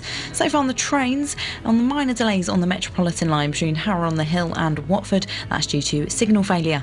Nicola Richards, BBC Three Counties Radio. Nicola, thank you very much. 8:46. It's Friday the 1st of August. Now we're warming up, aren't we, guys? Huh? Now we're warming up. Last 15 minutes of the show. Give us a call, 08459 455 555, and maybe we'll talk to you after the news, headlines and the weather. The emergency services in Milton Keynes have been abused after urging people not to swim at the Blue Lagoon in Bletchley after 2 incidents there in the last week. A Muslim woman from Luton is facing jail after admitting posting messages on Facebook encouraging terrorism in Syria. And in sport, Hertfordshire sprinter Jodie Williams won a silver medal at the Commonwealth Games last night. Here's Georgina with the weather. Beds, Herts and bucks weather. BBC Three Counties Radio. Hello there. A few showers around today, but they're pretty isolated, but sunny spells in between. A little bit of a southerly breeze with highs of 24 degrees Celsius. And tonight we have some rain, which will be fairly heavy and thundery. Temperatures down to 15 degrees. Tomorrow, showers on and off through the day, but sunny spells in between, particularly in the afternoon. And it does start to clear by the evening, so we might even have a pleasant end to the day with highs of 23 degrees Celsius. And by Sunday, it's all cleared, which is looking fine. Largely dry with sunny spells. Monday, sunshine, but a couple of showers around, and then heavier showers again on Tuesday. That's your latest forecast.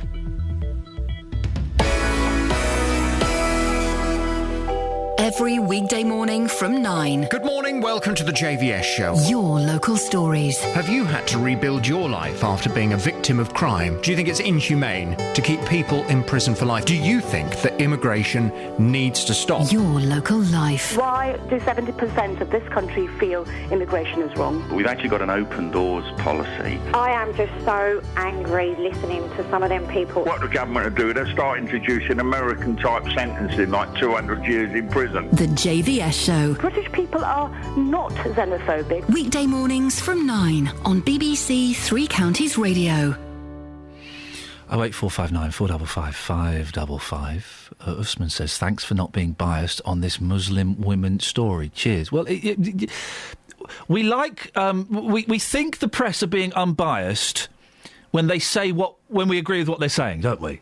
We think that the press are being unbiased when they say what we believe. But then that's just bias in a different direction, isn't it? Isn't it? Marion's in Stevenage. Morning, Marion. Good morning. Good morning, Marion. What have you got for us today? Well, I'm thinking there's swimming in the Blue Lagoon. Quite honestly, if people are going to swim in the Blue Lagoon, they're going to swim in the Blue Lagoon. If the water is there, they will swim. That is nature. I mean to say, if they can't if Milton Keynes Council or whoever can't provide a certain amount of safety advice, forget saying, oh, you can't swim there, because the minute you say that to a child, the first thing they do is put the foot in the water. Yeah, you shouldn't let your kids swim. It's mad that there are 8-year-old kids swimming in there. That's bonkers. Well, the point is, if they put a proper... He's saying, oh, it's a nature reserve, but they're still going to swim in there, regardless of what it is. Yeah. If it's water, it's water. So they better make it safe. If they're gonna have a place where there's water, then it should be safe. How do you make it safe, Marion? Well, then you should have people there all the time. Maybe a boat in the water, and they say, oh, no, you shouldn't, but yes, you should. Should you? Yeah. I mean, why? Well, there's shouldn't you? Ruislip Lido. Have you ever been to Ruislip? Oh, I went to Ruislip Lido when I was about 7 years old. It was the most disappointing experience of my life. I was told it was like going to a beach. Yeah, it's like going to a rubbish beach. Exactly, but people still swim there and go there all the time. Yeah, they do, don't they? Yeah. Exactly. So if they're going, and that's a part of a nature reserve. So if they're going to say to people, "Oh, don't swim in there," that's the first thing they're going to do. The people never take any notice of anybody, and particularly when there's water at children and this time of year in the sun. You cannot keep people out of water, so if they can't keep them out, they better provide something to keep them safe in the water. But listen, the woman who got into trouble the other day in the quarry is still in the Job Radcliffe Hospital, serious condition, that's according to the police. Why does that not put people off? Because people don't think it will happen to them. I mean, to say the people swim across the channel, that's thousands of feet deep. Hey, that's a fair point. People swim across the channel. They cover themselves in goose fat. Yeah. One of the two of life's mysteries, Marion, I always wonder three of life's mysteries. Go on, then. One, I wonder why people swim across the channel. Two, I wonder how people swim across the channel. And three, I wonder how David Copperfield makes the Statue of Liberty disappear. I have the answer to one of those. Yeah, I know you do. Yes, all right, behave yourself. The other two is because it's there. Yeah. And if there's water, then people will swim in water. It's been the answer to the first one is because it's there. Yeah. The answer to the second one is because it's there. The answer to the third one is people are sat on a moving, rotating dais. Don't, poor David. It's not funny. And the dais swivels ever so slightly while he's talking, so they're not even looking at the Statue of Liberty. How do you know that? Who told you? I worked it out myself, and I'm right, aren't I? I'm not going to say. I can't. Why?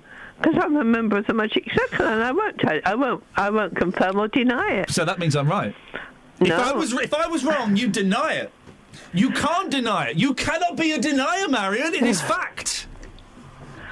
I cannot confirm or deny your answer. Did you threaten the producer of this show yesterday? No. Did you phone up anonymously? I said to him, go, shh, be quiet, that's all. Okay, so what... Okay, and I know how he does the flying as well. Hello? I'm not going to answer you. I know how he does the flying. Shall I tell you? I'm sorry, I'm not allowed to. I'm a member of the Magic Circle. I'm not a member of the Magic Circle. I am allowed to. So he does the Statue of Liberty. Are you having a cup of tea in a china cup? Yeah. Good for you. So he makes the Statue of Liberty disappear by people are sat on a dais, and it swivels around so they're not looking at the Statue of Liberty. The flying, I'll tell you how he does the flying. He gets in that big box, okay, and then he says a very special Egyptian magic word. That's it, yeah. And then he flies. Yes, that's more like it. And in case that doesn't work, there's a fella who's got some invisible fishing wire strapped to him, and he just reels him up as well. No. Don't take any notice of that. Marion, thank you very much indeed. She phoned you up and threatened you, didn't she, yesterday? She absolutely did. She's put a hex on you. She told me, she said in no uncertain terms to stop what we were doing or there would be consequences. She said that. And I think the consequences are that someone has set up a Twitter account just to abuse you. Yes. That's the consequence. That's also true. Speaking of abuse, it's Dave Luton. Oh, good morning, boss. Dave, I look forward to filling in the grammatical blanks in your sentences and trying to understand what you're trying to say. Let's have it. OK. The Blue Lagoon at Bletchley is 60 foot deep, but I don't know if they've still got... Have they got signs up there saying 60 foot deep? I don't... as far as I'm aware, no. There are signs saying danger, no swimming, do not enter the water. And inside that quarry is cranes with their arms sticking up in the air. Yep, nasty. So if you go and dive and hit your head, you'll go 60 foot down. Bye-bye, cheerio world. It's a dirty place. It's got oil in there, diesel, everything else. Yeah. And if they want to go and swim in there, inhale that mucky water, then they don't stand any chance going into that quarry. Dave, that's not true. Because no, it's not true. You're saying they don't stand any chance. There are no, they don't. Well, no, Dave, that's not true. That's scaremongering. No, you've got to scare them. Dave, no, you've got to scare them to go in. Dave, let me pick you up. Dave, I like facts, okay? I like dealing with facts. And what you've said is untrue. You said if they go swimming in there, they do not stand any chance. That is not true. No, Dave, please let me finish. Yeah, go on then. Even for you, that's a spurious load of old guff. Yeah, because they do stand a chance, because a significant number of people, and I'm not condoning it, I'm not encouraging it, but the fact is a significant number of people go swimming in there, and then they come out. But they don't know the danger. No, but you're saying. But will you admit that you saying they don't stand a chance is inaccurate, because a significant number of people? No, they don't stand a chance because they don't know what's in there. There's cranes. Dave, they've stood a chance. They've come out. In the air. Dave, in the air. In the air. No, in the air. And if they hit their head on there, they're down, 60 foot down. Yes, they've had it. I agree with that. But for you to say that they don't stand a chance is simply not true. All right, well, there's two people. One's dead and one's critically ill in hospital. Right? Hasn't that given anyone the idea to say, "Oh, I'm staying away from that quarry"? Well, and not just that, others. Well, obviously not. Obviously not, Dave. So why do you think? Let's ask the question: why do you think those people, despite those terribly tragic incidents, and I'm not in any way making light of them, why do people still go swimming despite what's happened? Because they don't know the dangers. Because the dangers. Hang on a minute. We've just they're not on the board. They're not on the board to tell you what's inside that quarry. It's 60 foot deep. And there's also crane arms sticking up in the air, which they can't see because the water's so murky. Dave, thank you very much. Have a nice weekend. Always a pleasure. Chris is in Luton. Morning, Chris. Morning. What would you like to say? Yeah, the reason why deep waters are very dangerous for swimmers is that it's not consistent temperature within these deep waters, say, such as a static lake. It all appears to be perhaps from the surface one temperature, but it's not. The temperature varies. And if you haven't acclimatised and you actually swim into a cold spot, the body, you can't do anything. You can train yourself to get out of this. You will get a gasp reflex, and obviously the people will take a mouthful of water, and that's the result. It starts off the drowning process. Secondly, if you swim into you dive into it, and kids will dive into it. You go into one of these cold spots, the arms and legs, the blood flow is reduced. It's just a natural physiological reaction that the blood tries to preserve warm blood for the brain, and the blood flow is cut off to the arms and legs. As a result, doesn't matter how strong good swimmer you are, you can't swim. Now, the reason people go in there is everyone makes the assumption the person that drowned was either ill, unwell, or couldn't swim very well.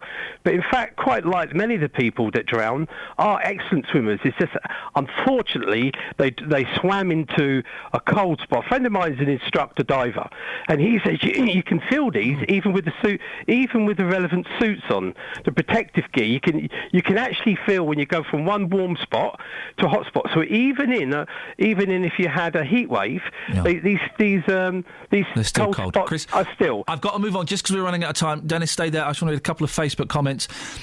More people basically saying that they would go swimming there. Get a grip. We're all adults. Let's make our own decisions for once, says Danny. Jordan, when I was at college, we swam there. I never felt it was too cold. If people decide to ignore the council signs, they deserve to drown. For each person who dies, that's one less ignorant, illiterate person around. Peter, a little bit harsh, I think. Dennis, we've got 20 seconds. What you got for us?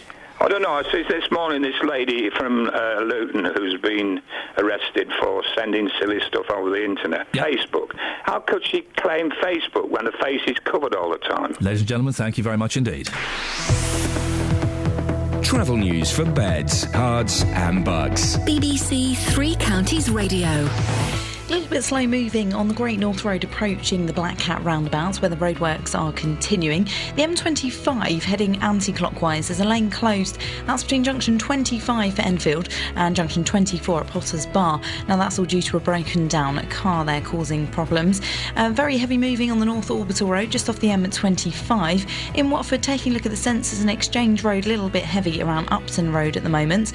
On the trains, just getting in that normal services now resumed on the Metropolitan line. That was between Harrow on the Hill and Watford.